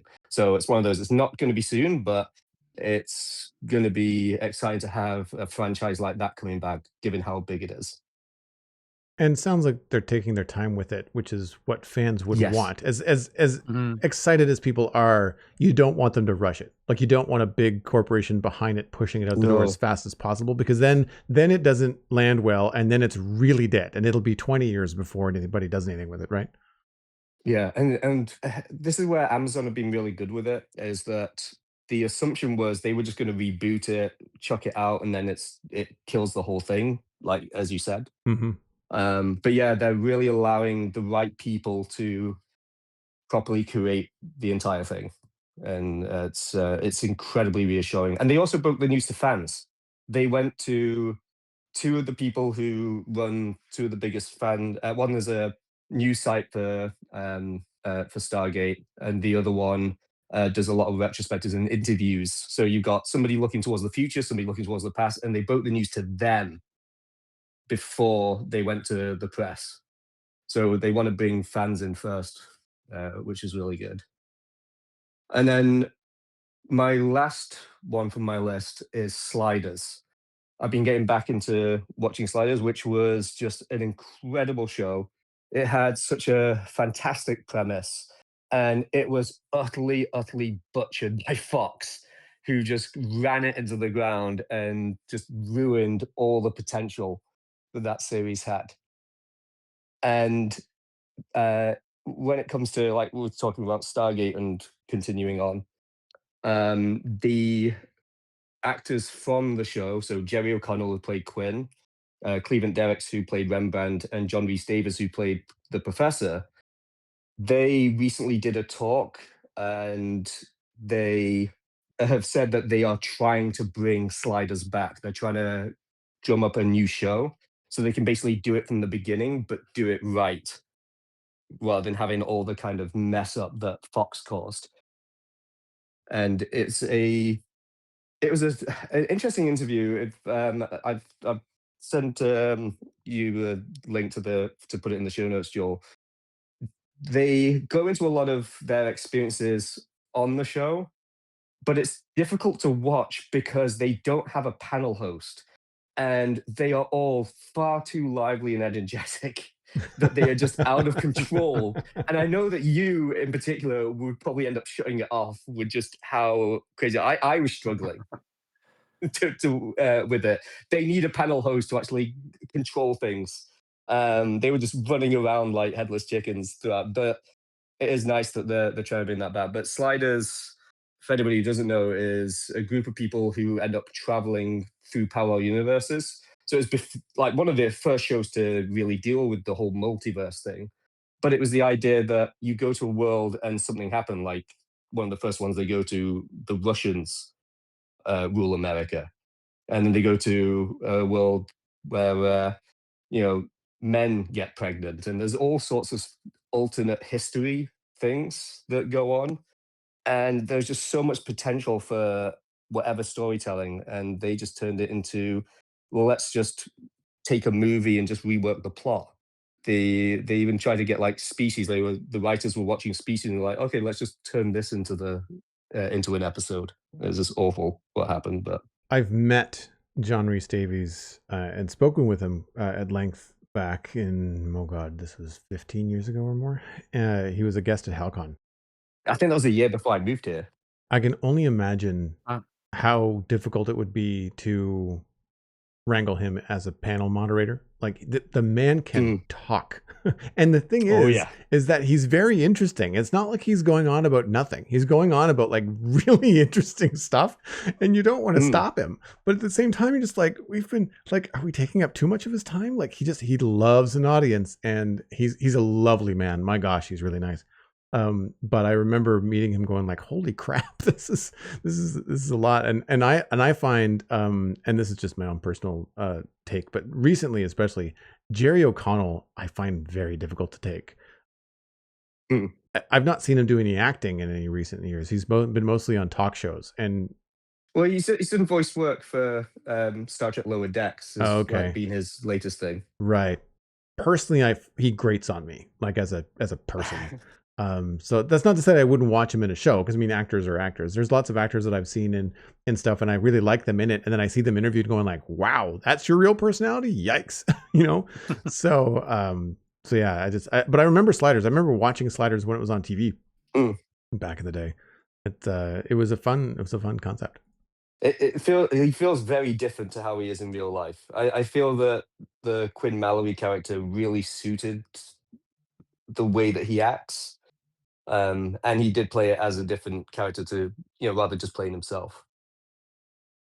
Last but not least, Ryan, what are the films or series that you like to rewatch for some nostalgia? I mean, this year has been a lot of nostalgia hits. I can start off with one that we watched for Zombies Ate My Podcast. Lou and I, we watched Shaun of the Dead, which is a fan favorite and a favorite of ours as well. And it had been, I don't know how long it had been since I'd seen it, and was happy to jump on it, considering some of the zombie movies we do watch are not as good as Shaun of the Dead. We'll say, to be polite, I Yeah, suppose. yeah. That and we were shocked to know that we've been doing this as long as we have, and it's one of the shows we hadn't movies we hadn't talked about. No, yeah, I think anything that came out before we started the podcast sort of and were popular sort of live in this like, oh, we've seen it and we've discussed it and everybody's had their chat around that film. I think it was recently we started to kind of look back at like, well, let's watch 28 Days Later again, with 28 years later out just this past spring. So we've been kind of going back a little bit, and that was one that stuck out to me on my list of movies that I had watched, and it holds up. It's really fun, and we enjoyed it for sure. It was a nice break, like I said, from some of the other stuff. We take chances, I think, on that show, and we get some suggestions that usually pleasantly surprise us. Like, oh, we this wasn't even on our radar. I don't want to sound like make it sound like I'm complaining, but it is nice to have a break and like know this one's going to be a good watch and we'll have a good discussion. The other two picks though I have here are because my oldest son, Caden, who's 9, he's been really into like wanting to watch more mature movies. He got big into Twister and Twisters. He watched both of those and he loves them. He's watched all the Jurassic Park films. He watched Oh wow. all the yeah, I know. I I think so they'll often spend time at their grandparents in the summer, and my older brother is as big a movie fan as I am, and he asked, "Oh, do you think he can watch Jurassic Park?" And I'm like, I mean, maybe. Maybe. Twister and Twisters. Twister not necessarily as bad, but Twisters has some scenes that are pretty gnarly. And I don't know if you know this, but tornadoes are more real right now than dinosaurs. So like I kind of figured Right. Jurassic Park might be fine in the sense of just explain to them. I was like, well, they're not real right now. Dinosaurs obviously existed, but not at the time of humans. So I think that logic worked out. But he watched all of them. He watched Rebirth before I even did. But I kind of wanted to, and then he got a kick. He was into space, so I was like, okay, we have to watch Apollo 13, one of my favorite movies as a kid. And he loved it. He was just he couldn't get enough of just all like the low tech type solutions and understanding like the computers are the size of the room that write the code for the lander, and obviously it's like much more dramatized and everything. So he loved that. It was great to revisit it. And then he was on a shark kick, and I was like, oh well, we should watch Jaws again, not thinking before saying it out loud. But then I was like, and I had asked some folks in the Gamers in Discord about. I was like, remind me, is Jaws like really that? Because it's from the 70s, and I kind of connected it through like, hey, this is the guy who directed Jurassic Park. This is one of his first films. What if we watch it? It's got sharks in it, and then I explained to him like, okay, like sharks are real, but this shark very much not real. Sharks don't do this. This actually Jaws is known to be like one of those films that gave sharks a bad rap for a good chunk of time. But we watched it and it holds up, but like they do a really good job in that movie of not showing the shark until they absolutely have to. Yeah. And use a lot of real footage to kind of showcase the shark. But then once, of course, the shark is like above water and like eating people, it's very fake and very 70s. So it kind of breaks the illusion a little bit and made it a little tamer. I told him there were no other Jaws films because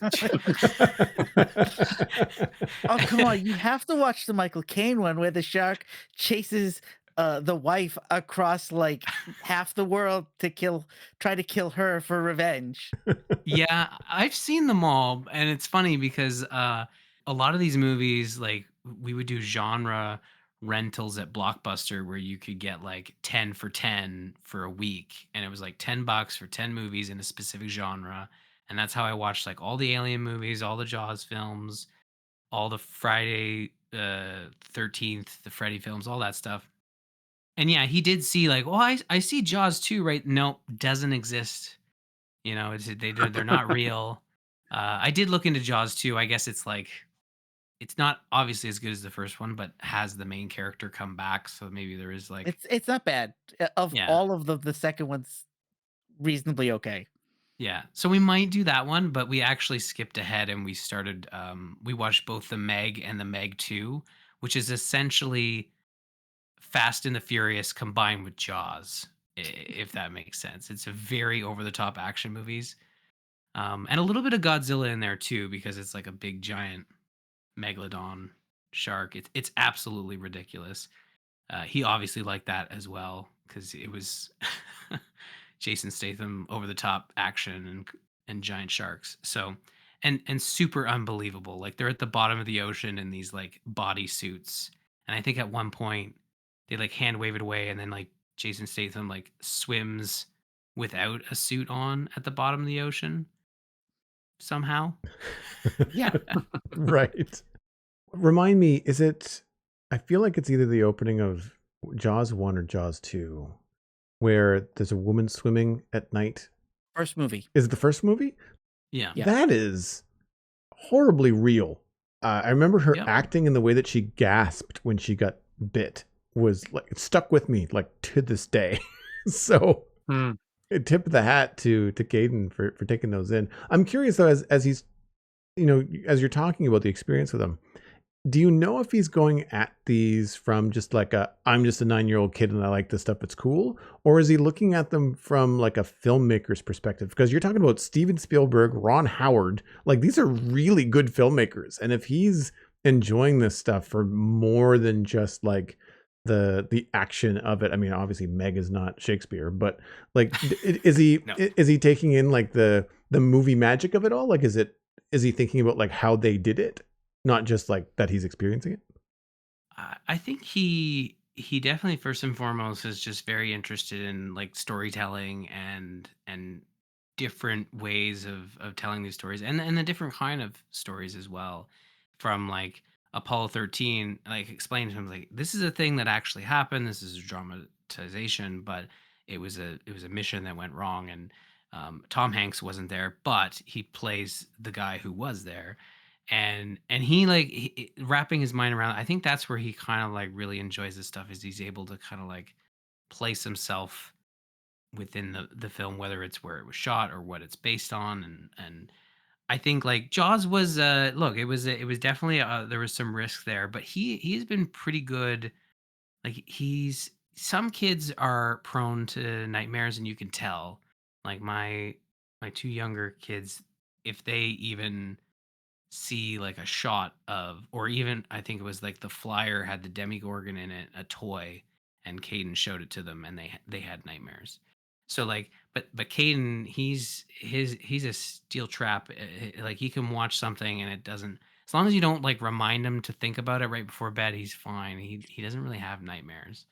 So Jaws, but yeah, Jaws was like it was borderline, but it did feel very close to like Jurassic Park, in the sense that it is, you know, people avoiding a monster. But yeah, I think he enjoys it because he's always trying to absorb new multimedia and like experience new things. And I think he feels as though like he's 9 and he's way behind. He's discovering, like he watched Right. all the Star Wars movies. He has not watched Lord of the Rings yet, although I think he would dig it. Jaws went as far that with him, and it hit a chord with him that like it got a shout out on his report card because he would tell his teacher all about Jaws. And then on the report card is like, really enjoyed our conversations about Jaws. And to the point where he's learning to play piano, and I like immediately printed out the music sheet, and he takes it to his music classes, and he's playing the Jaws theme, and I can hear it. And then like the people in the waiting room probably think like, oh, that must be, that's definitely not a 9-year-old playing the Jaws theme. But no, it is, and it's Jingle Bells right now, but give it a couple more weeks, and it'll be back to the Jaws theme nonstop. That's hilarious and really cool. Like he has a good guide, talking about Lord of the Rings and other movie franchises and things that he could get into. I mean, maybe not the zombie movie choices, depending on how well those land. Yeah, he might not be ready for those. That's awesome. It's so neat when you talk to people about the nostalgia watches. Like I thought that we would be all more aligned, seeing as we're all kind of nerdy and into the same sort of stuff. But it's interesting to see the diversity of nostalgia across the board from all of us, which is really fun. So if you are listening and you have something that you did not hear and it is on your nostalgia list, I'd love to hear from you. We are hoping to include more email in the Citadel Cafe in the new year. So it's thecitadelcafe@gmail.com. Pretty easy to find us. Send us a message. Let us know what nostalgia things you are watching over the holidays.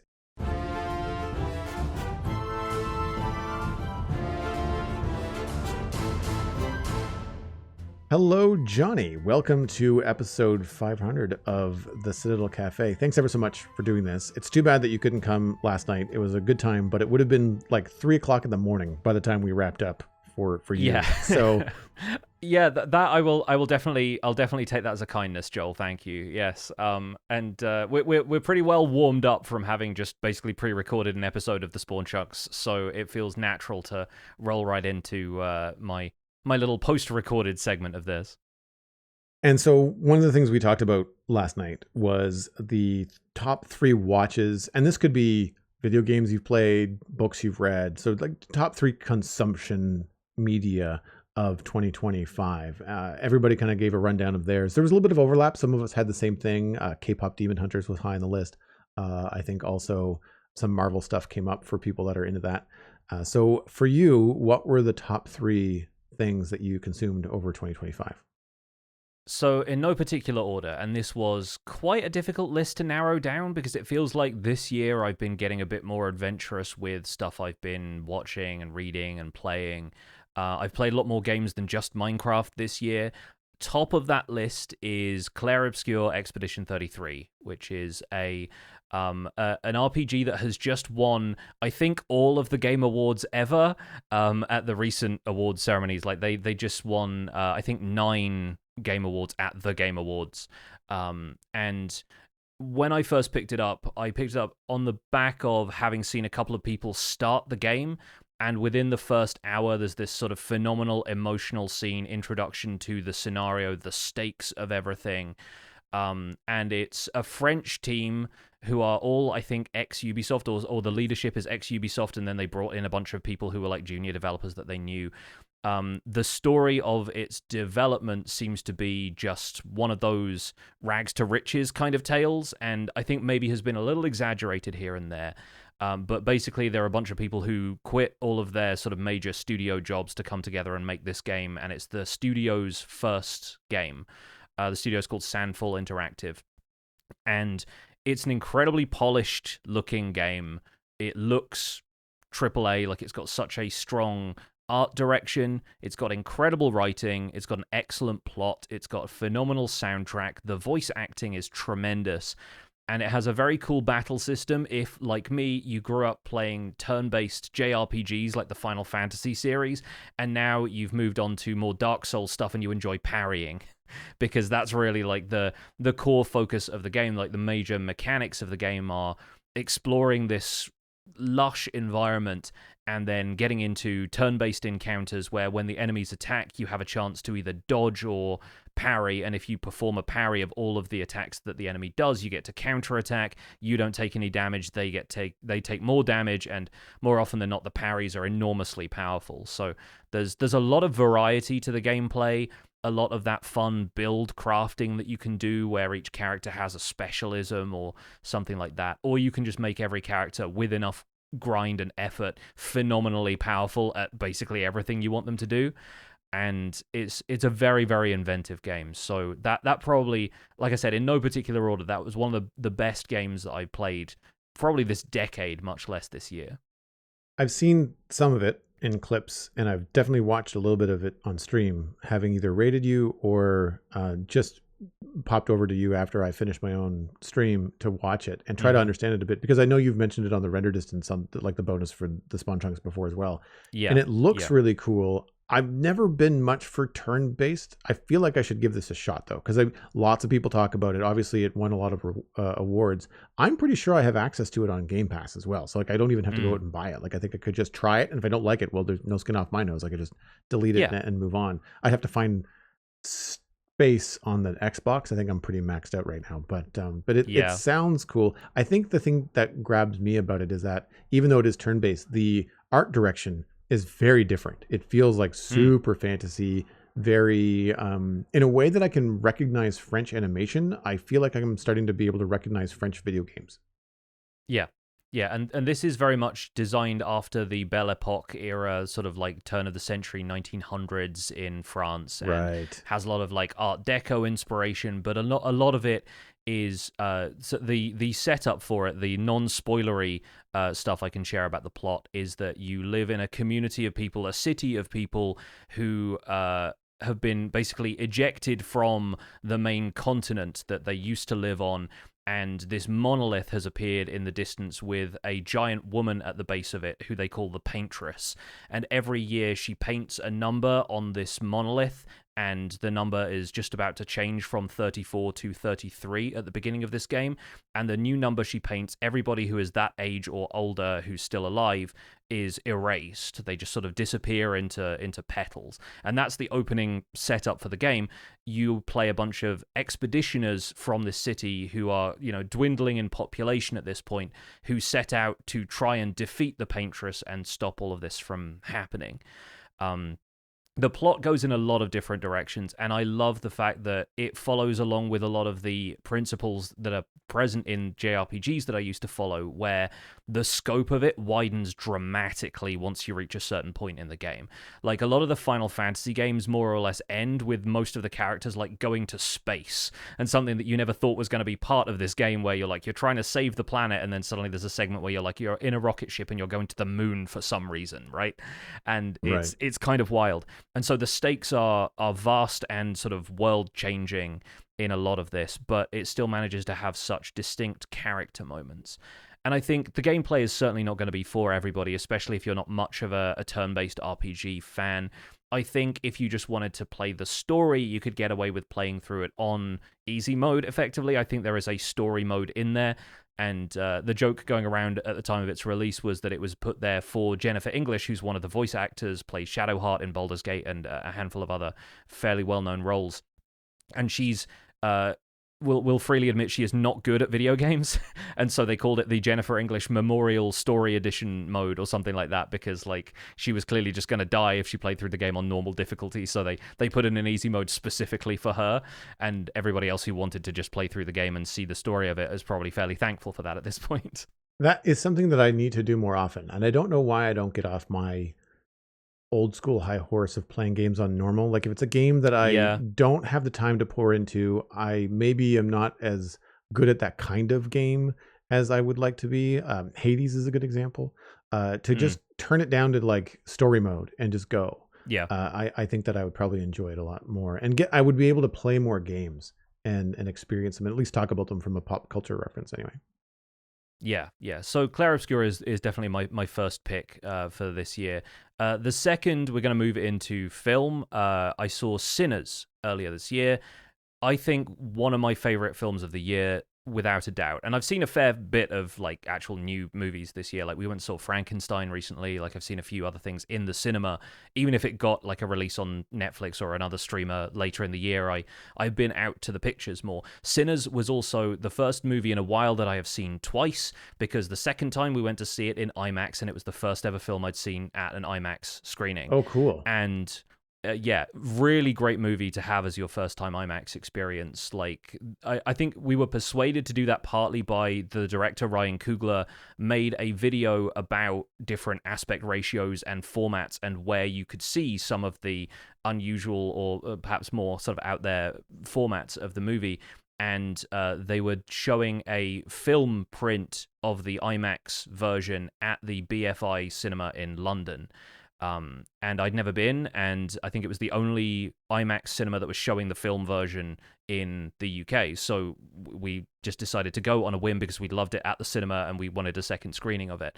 And I think it's one of those movies that rewards repeat watching anyway, but watching it in the format that they shot it and having the tall aspect of the IMAX screen play into some of it, and seeing so clearly the moments where the aspect ratio will sometimes even change mid-shot to emphasize that something dramatic is about to happen or to show more of the detail around the outside.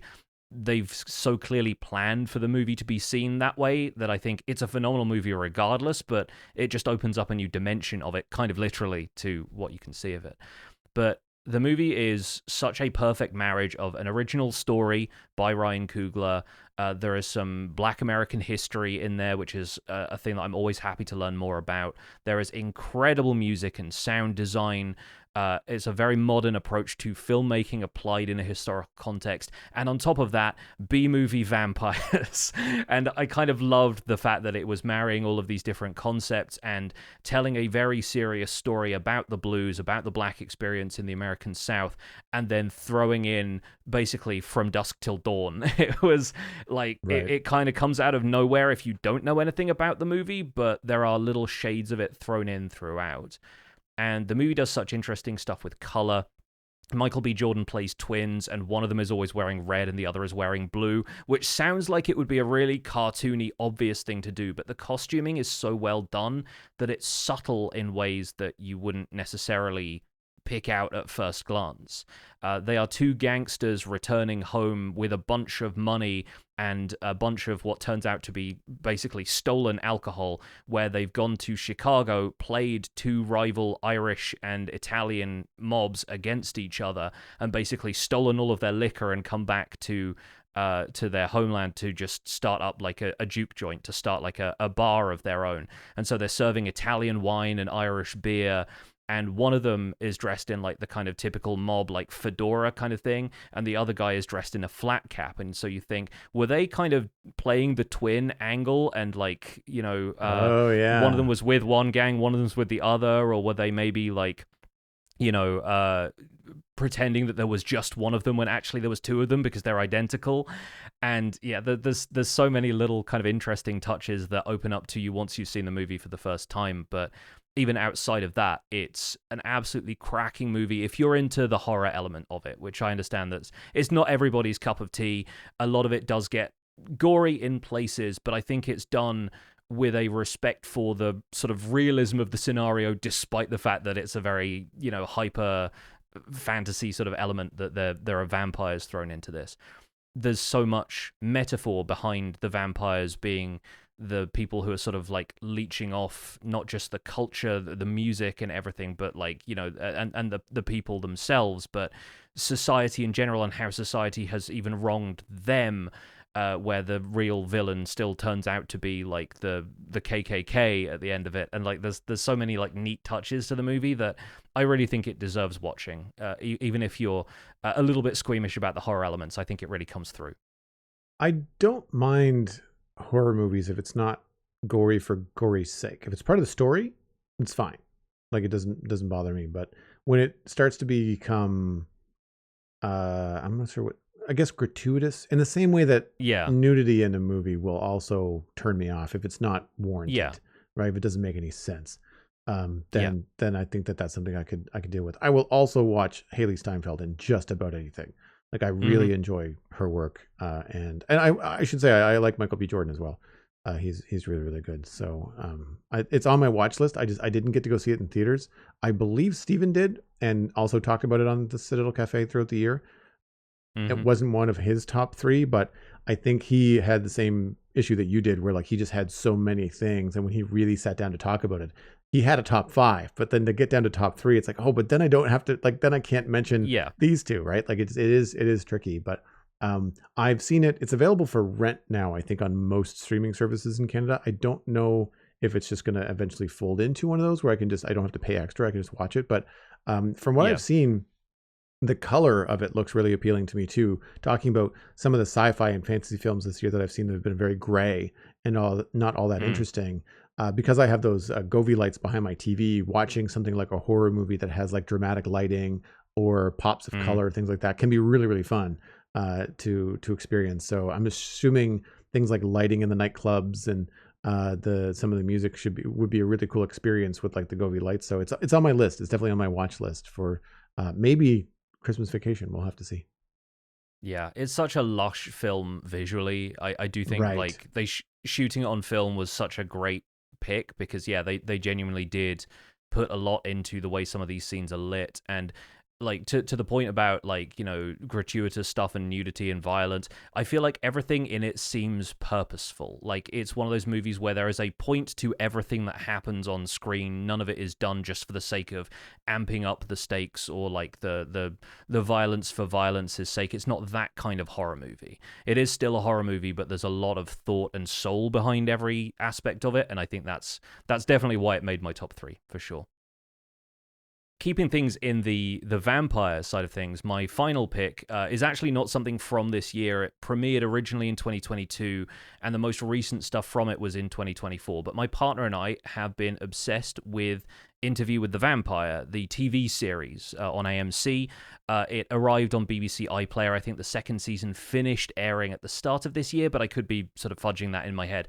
Regardless, we have rewatched it several times since then, and it's also my favorite show to watch reaction YouTubers react to right now, because I think a few more people are starting to pick up on it lately. It's starting to gather a little bit of steam for its third season, which is going to be renamed The Vampire Lestat after one of the characters, but also after the second book in Anne Rice's Vampire Chronicles, because this is based in the famous novel Interview with the Vampire, but it sort of touches on the fringes of other stuff that happens in that story, and as of season 3 is going to be stepping outside the boundaries of that book and going to some of the other stories that happen concerning some of the peripheral characters and going to some pretty wild places, judging by what I've read so far. So one of the reasons this is on my list is because it's also got us reading the books, and my partner and I have this thing where often, like at bedtime or whenever, we'll like read out loud to each other. We did that with Lord of the Rings over 2020, and we did that with the Anne Rice vampire books up to book 5, which is Memnoch the Devil. It's kind of gone off the rails a little bit for me by this point, but the first 4 books I think are really solid. And there are some really phenomenal performances in the TV series that I think elevate the source material for me, having read some of them now, to something that really feels, again, sort of purposeful, artistic. Yes, it's got its fair share of sexy scenes and gory scenes. It's not going to be for everybody. It definitely carries like a pretty strong, like if not 18 rated at 100% of the time, then 15 and up. Like it would be definitely the rating I would give it. But it's got Jacob Anderson, who some people might know from Game of Thrones. He played Grey Worm, one of the Unsullied characters in that. Sam Reed, who I don't think has been in a ton of other stuff people know very well. He's an Australian actor who was in a series called The Newsreader, which we've also now watched just because he was so good in Interview with the Vampire and we wanted to see what else he had done. They're sort of the main pair of vampires. Like Sam Reed plays the vampire Lestat, and he's an older vampire who's come over from Europe and turns Jacob Anderson's character, Louis, and the two of them basically navigate what it's like being a vampire together in New Orleans in the sort of 1910 era. But it spans up until modern day, where Louis, in different circumstances, being interviewed by a reporter played by Eric Bogosian. And their dynamic is so fun from the beginning, because Eric Bogosian is this old man who's like snapping at him constantly and being very disrespectful to somebody who could tear his head off at a moment's notice, and is not doing so because there is this sort of... It plays around with the reason why they're doing this interview. Like, why does he want to retell this story now? Is it just a matter of like, I'm bored of being a vampire, I want all of this to end, I'm kind of chronicling my history before I inevitably die? Or is it like, I want to uncover some memories and sort of really get the record straight on some stuff that I might have forgotten exactly how it happened, and retelling the story to this reporter is helping me remember it? There's elements like that play in, especially in the second season. I think the tagline for it at one point was "Memory is the monster," and they really go into like your perception of events versus what actually happened, and the stuff that is known and unknown about each section, and different perspectives playing into it.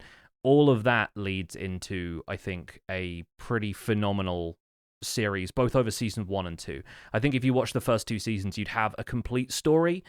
Where they're going with season 3 is back to Sam Reed's character. He's in modern day. He's decided to embark upon a rock career to tell his own story through the medium of music.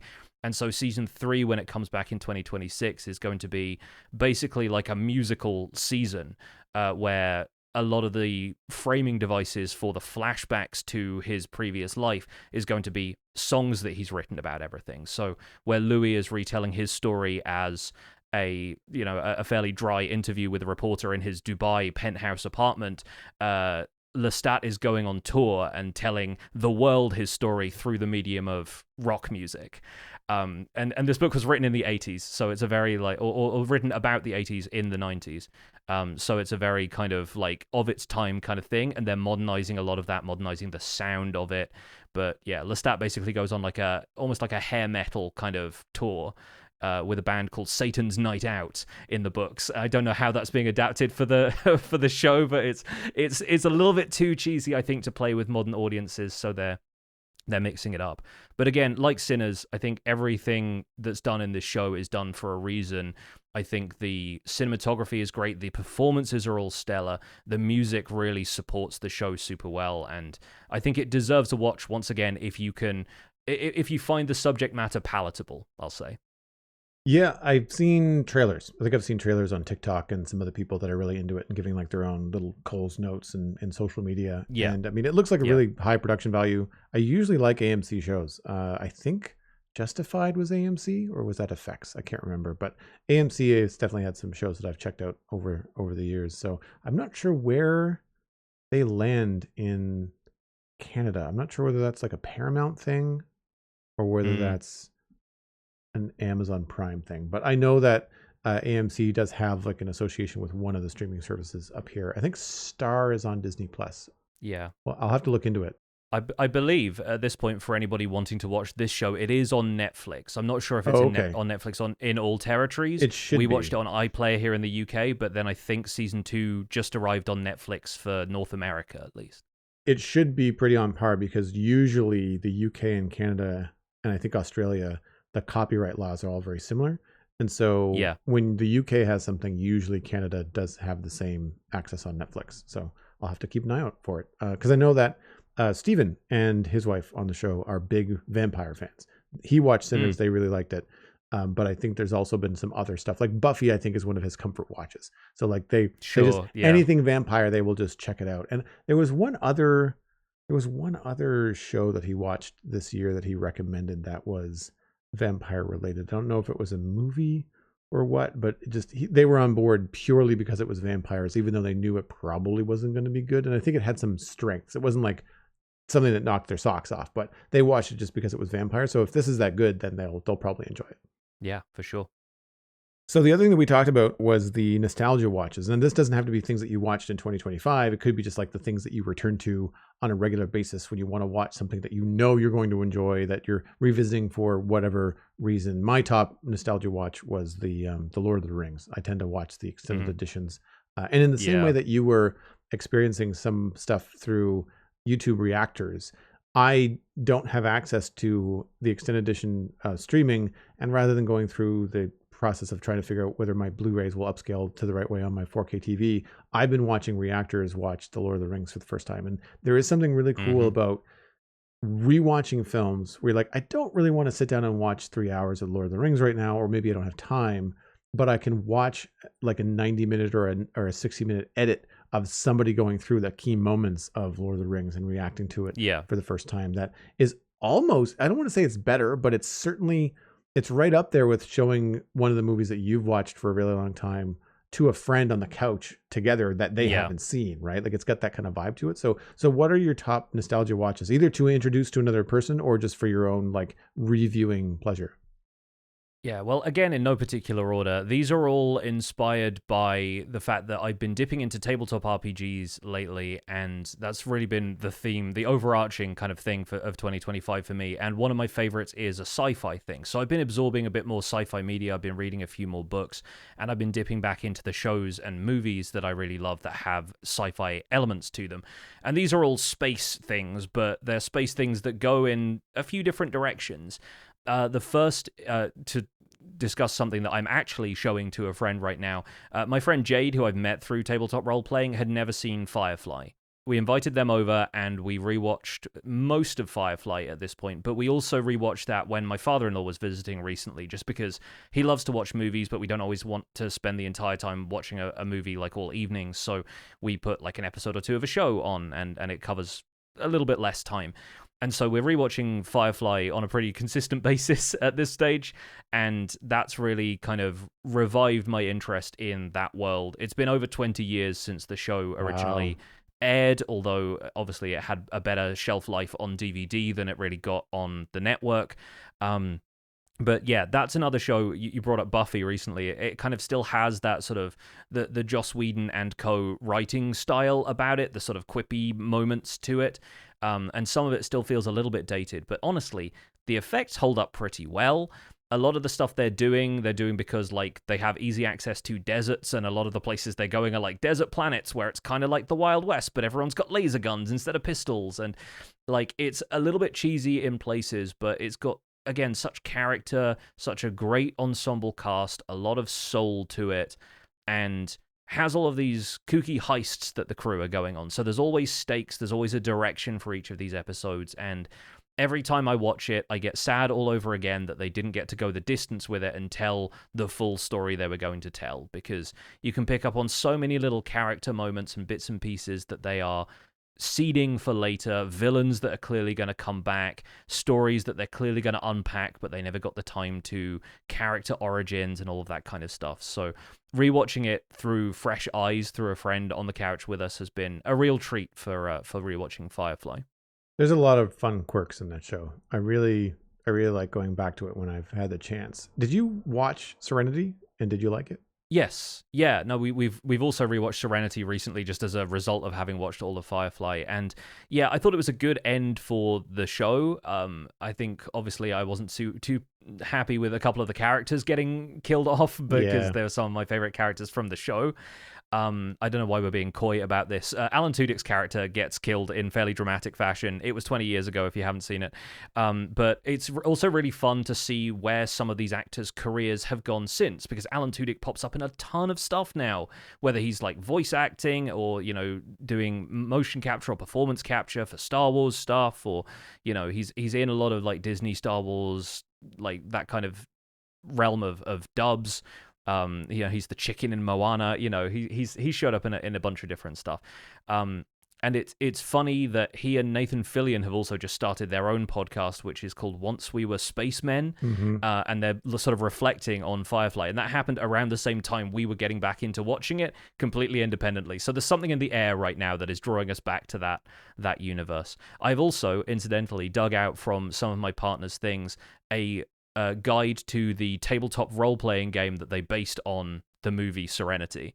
So it includes like character profiles and stat blocks and stuff like in a D&D sort of style, but like with their own system applied to it for all of the characters from the movie and therefore the series, and like a bunch of guidance for, you know, world building for the universe and how to make any sort of scenario work in any of the planets that they mention being part of this galactic system in Firefly, but never actually went there in the TV show. So there's an amazing amount of material out there for a show that only lasted 14 episodes in a movie, but it's one of the greats. It genuinely does stand up over the last 20 years of its history.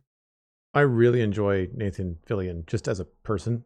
and Mm. Alan Tudyk as well, and their rapport is great. And I've been wanting to check out Yeah. their podcast. I just haven't had a chance yet. But I did watch something that might be of interest to you with Alan Tudyk, a voice actor focus interview with Jim Cummings, who does a lot of Disney voices. He does Winnie the Pooh and Tigger and all that kind of stuff right now in Hollywood. And so as Alan Tudyk also does a lot of Disney voices. He was the villain in Wreck-It Ralph. He, like you said, he's got some of the creature voices as well, but he also has characters that have speaking roles.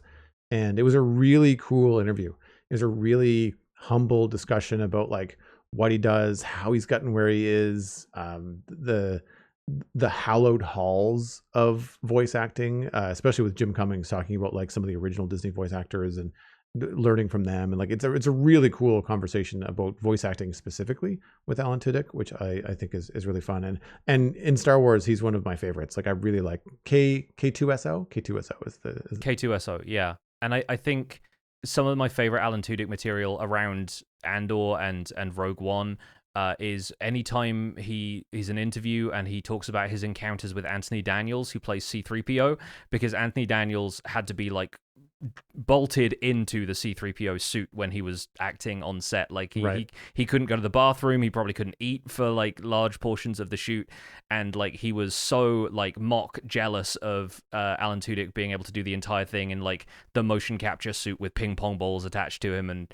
being able to go and pee whenever he wanted, and he was like, yeah, screw you, guy. Like he kind of has this very kind of curmudgeonly, but they bonded clearly and developed this sort of begrudging friendship over the fact that they both played Star Wars droids at various points. Yeah, he talked about that. It was like a faux feud that they've got going on. Yeah, exactly. They've got beef. They've got droid beef between them. The other two things I'll kind of handle as a double bill because they're both beloved movies from the sci-fi era. Obviously, the earlier one of the two being Alien, the 1979 Ridley Scott movie. Revisited that with my Stillfleet players, the RPG system that I'm running, just as a fun sort of self-contained bottle episode horror scenario. I've run little mini adventures here and there that are similar to that, where there's just a creature on the ship and they have to get out, and it's about how they manage to survive that struggle. But Alien, from the production design perspective, still holds up. I think it's showing its age only in like the way the sound recording is for me. Like there's some stuff where like the voices are a little bit kind of tinny sounding in places. Maybe I just didn't have like a great remaster of it or anything, but like I think visually that movie still holds up. The hair all looks very early 80s, but like everything about the scenario of Alien, the universe that is created around the Alien movies, regardless of how successful some of the later parts of that were, I think Alien really kicked it off with such a phenomenal start. Aliens, the second in the series, is still also a favorite, so I'll probably go back to that one at some point. But I watched Alien recently, and it still kind of sticks in the mind. Has a very nostalgic tone to it, whilst also being kind of a grim and grimy future. And so that's sort of in my head. Slightly more polished and slightly more recent, Stargate from 1994, the movie rather than SG-1 or any of the sort of subsequent TV series. Stargate is, of course, getting a bit of a revival fairly soon. I believe there's an Amazon show planned for the near future. But Stargate, the original, obviously with the original cast, so you've got James Spader, you've got Kurt Russell, like it's such classic sci-fi. There are Jim Henson creatures in it, something I'd completely forgotten until Daniel, the sort of linguist, scientist, whatever he is, he's the sort of nebulous Egyptologist guy that they brought along with him who actually believes in aliens. He sort of wanders out into the desert and meets this like almost like mutated camel type of creature that's like the pack beast that they have to get their sort of supplies around and things, and you know gets dragged off through the desert by it. But I'm like, it's so charming. Like in the age now where we've got to the point where you so often have CG animals on set because they can't work with real animals for various reasons, and it makes perfect sense that they can't. But like going back to the animatronics, sort of the puppeteered stuff, like all of the hard work that goes into making a practical effect creature work in this sort of era where there is some CG in the film. Like they've got the kind of gates that transport them from the pyramid up to the spaceship part, and like there's obviously like spaceships flying around, and like really clever use of miniatures and models superimposed on the real footage. That I think there's such a neat production design to all of it that for an original franchise like this, I almost think that stuff like this might not even get made anymore if it didn't have the cachet that Stargate has now. And it almost feels like they took a lot of risks with it, but it's just a solid 90s sci-fi action movie. And I just have such a fond nostalgia for it every time I revisit it. Alastair on the show is a big fan of Stargate and is very excited about the new show coming as well. I think he had mentioned that it was going to be 2027 is when it's going to come out, because they want to take their time and get it done right. And some of the original writers and people that worked on the movies are actually part of the series for Amazon. So that's really cool. I want to go back and watch Stargate from 1994. Like I think I saw that in theater and really liked it. Yeah. And I never really got into much. I watched some of the TV shows, but I wasn't such a fan that I watched them all in order, or I came to it later when it was on, when there was nothing else on. So like I wasn't a fan in that way. I was more of a Star Trek guy in high school when it was on, because that's what my dad and I watched together. But I really like Stargate, and actually to bring in a little bit of Minecraft into it, that's how Alastair themes all of his builds on the Citadel. There is an underlying Stargate somewhere where he's used it to like for his nether portal, and it's how you arrive in Avalon, his area. Like there's definitely some heavy Stargate tie-ins. He's got some other Minecraft stuff going on too, but most of the big kind of set pieces that he's got are very much related to Stargate, which is really cool. I watched one of the Stargate shows where they were on a ship the whole time. I want to say it was in the early 2000s, maybe. Stargate Discovery, Stargate. I can't remember what it was called. There's a Stargate universe that's more recent, and maybe. I know they did Atlantis as well. But yeah, there's a few sort of spin-offs. I remember the only reason I ever watched any of SG-1, because I don't think it really aired on like the typical 4-channel TV we got when I was that age. I think it would have been on like Sky, where you had like a bunch more like cable channels, but it was satellite TV, obviously. Yeah. We only got into SG-1 because we could rent tapes from the video rental shelf at the convenience store around the corner from me, and that was like the only time I ever saw any of SG-1. So I never saw where any of it went. I probably rented those tapes like 2 or 3 times each and watched like the first 4 to 6 episodes, and that was going to be about it for my experience of SG-1. But I've seen clips of it since, and it seems like a show that has a lot of charm to it. But yeah, something about the movie still has that classic appeal to me. It was Universe that I was watching, because Robert Carlyle is in it, and he's a good actor, but I despise his character in it. Like it just grated on me in a way that I think the character is supposed to. And so, of course, so yeah, it was one of those things. He was in one of the other shows I was watching too, one of the fantasy shows that I was into, and he also played the bad guy in that. I think he played Rumpelstiltskin in that fantasy show. And it was he's also, again, drives you crazy, but in a very talented way. Yeah, so that's really it. It's like it's all sci-fi themed, and I'm planning on picking up some more sci-fi books to read and stuff. And my overall goal for 2026 is just to read more, because there's still so much that's done through books that hasn't quite been adapted to TV or movies quite right. But it's really interesting to see some of those adaptations come to the fore. Like, you and I both had slightly different experiences with 3 Body Problem this year. Like, I read the series of that and picked up the TV show, and I kind of see where they're going with it. But it'll be interesting to see if that reemerges in 2026 or if there's other stuff on the horizon. But I'm definitely planning on reading more. We're recording this pre-Christmas, and I have asked for sci-fi books for Christmas from anybody who cares to ask me what I want for Christmas. So I will probably come back and tell you all about those in an episode of The Render Distance, most likely in 2026. Dude, thank you so much for taking the time to do this. I'm really glad we were able to kind of squeeze this in. And of course, I'll include it in the final edit of the show. But it's been fun to have you on over the years too. Now that we do the Spawn Chunks together, but because we share so many common interests outside of Minecraft, and we don't really get to do it very often, of course, with the Spawn Chunks so focused on Minecraft, and even some of the post show on the Spawn Chunks ends up being Minecraft or game related. And to talk about the sci-fi and fantasy stuff that we're into, it's always great to have you on to talk about Lord of the Rings. And whenever the next season of Rings of Power comes out, I'm sure you'll be back on. There's also a new season of Avatar: The Last Airbender coming up on Netflix. Yes, that I'm very much looking forward to. I've seen the trailer and I'm like, I think they're doing this right. So we'll have to see whether they stick the landing. But yeah, either way, it's been an absolute pleasure. I think I said as much on a recent episode of the Render Distance, the Spawn Chunk stuff. But this was how we met, was me being invited Right, onto your podcast yeah. all those years ago. So it's always a delight to return to the Citadel Cafe, and I'm looking forward to future appearances. But yeah, congrats on episode 500, and here's to many more. Thanks, man.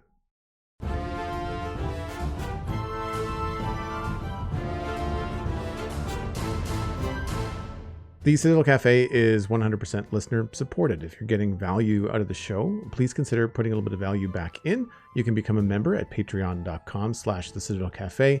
A member-only Discord server awaits on the other side of supporting the podcast. You also get access to Barista Cut bonus audio and hopefully in the new year, some extended cuts of the episodes.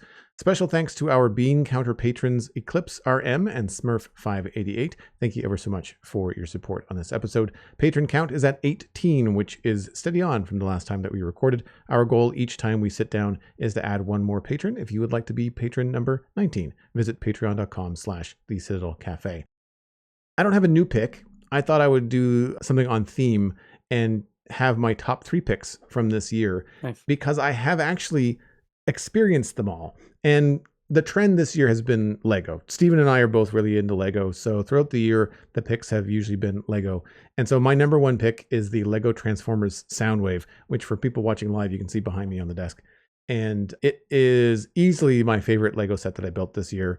It was a lot of fun. It's a great nostalgia trip as well, because I grew up watching Transformers. And to not only build these, but also transform them and see all the engineering and stuff that goes into these Lego sets, it's just absolutely wild.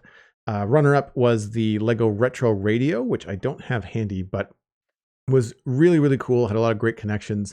Had the first sound block I've ever used in a Lego set, which I thought was really cool. Soundwave has one too, which is another reason why he's on the top, because you can press the play button on the front of him and he actually sounds like he did in the TV show. He also has some custom sayings as well. And then Lego Transformers Bumblebee was third. And I really had a hard time choosing between the Game Boy and Bumblebee. I went with Bumblebee because there was more nostalgia and it's a bigger, more complicated build. It's not as cool as the other Transformers. Bumblebee is not quite as intricate or as transformable. I found him very difficult to change. He started falling apart when I was moving him around compared to Optimus Prime or Soundwave.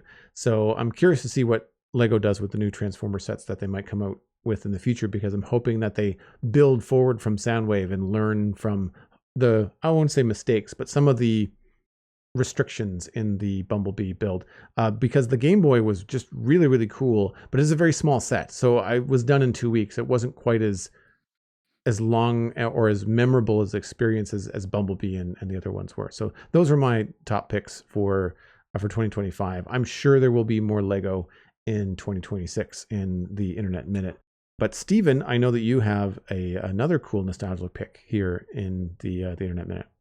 Yeah, and this one's I wanted to mention it as well because it's Mega Man Dual Override, and the reason why I'm bringing this up is just a quick little story, and I'm sure you'll see where it's going right away. But my sons and I we watched the video game awards last Thursday, so we watched them together last year, and this year we planned on it. Got popcorn, pizza, planned for a fun evening, and we were watching it, and just I forget what made me think of it. I think Capcom came up on the screen at one point, and I said, "You know what? I would love a new Mega Man game."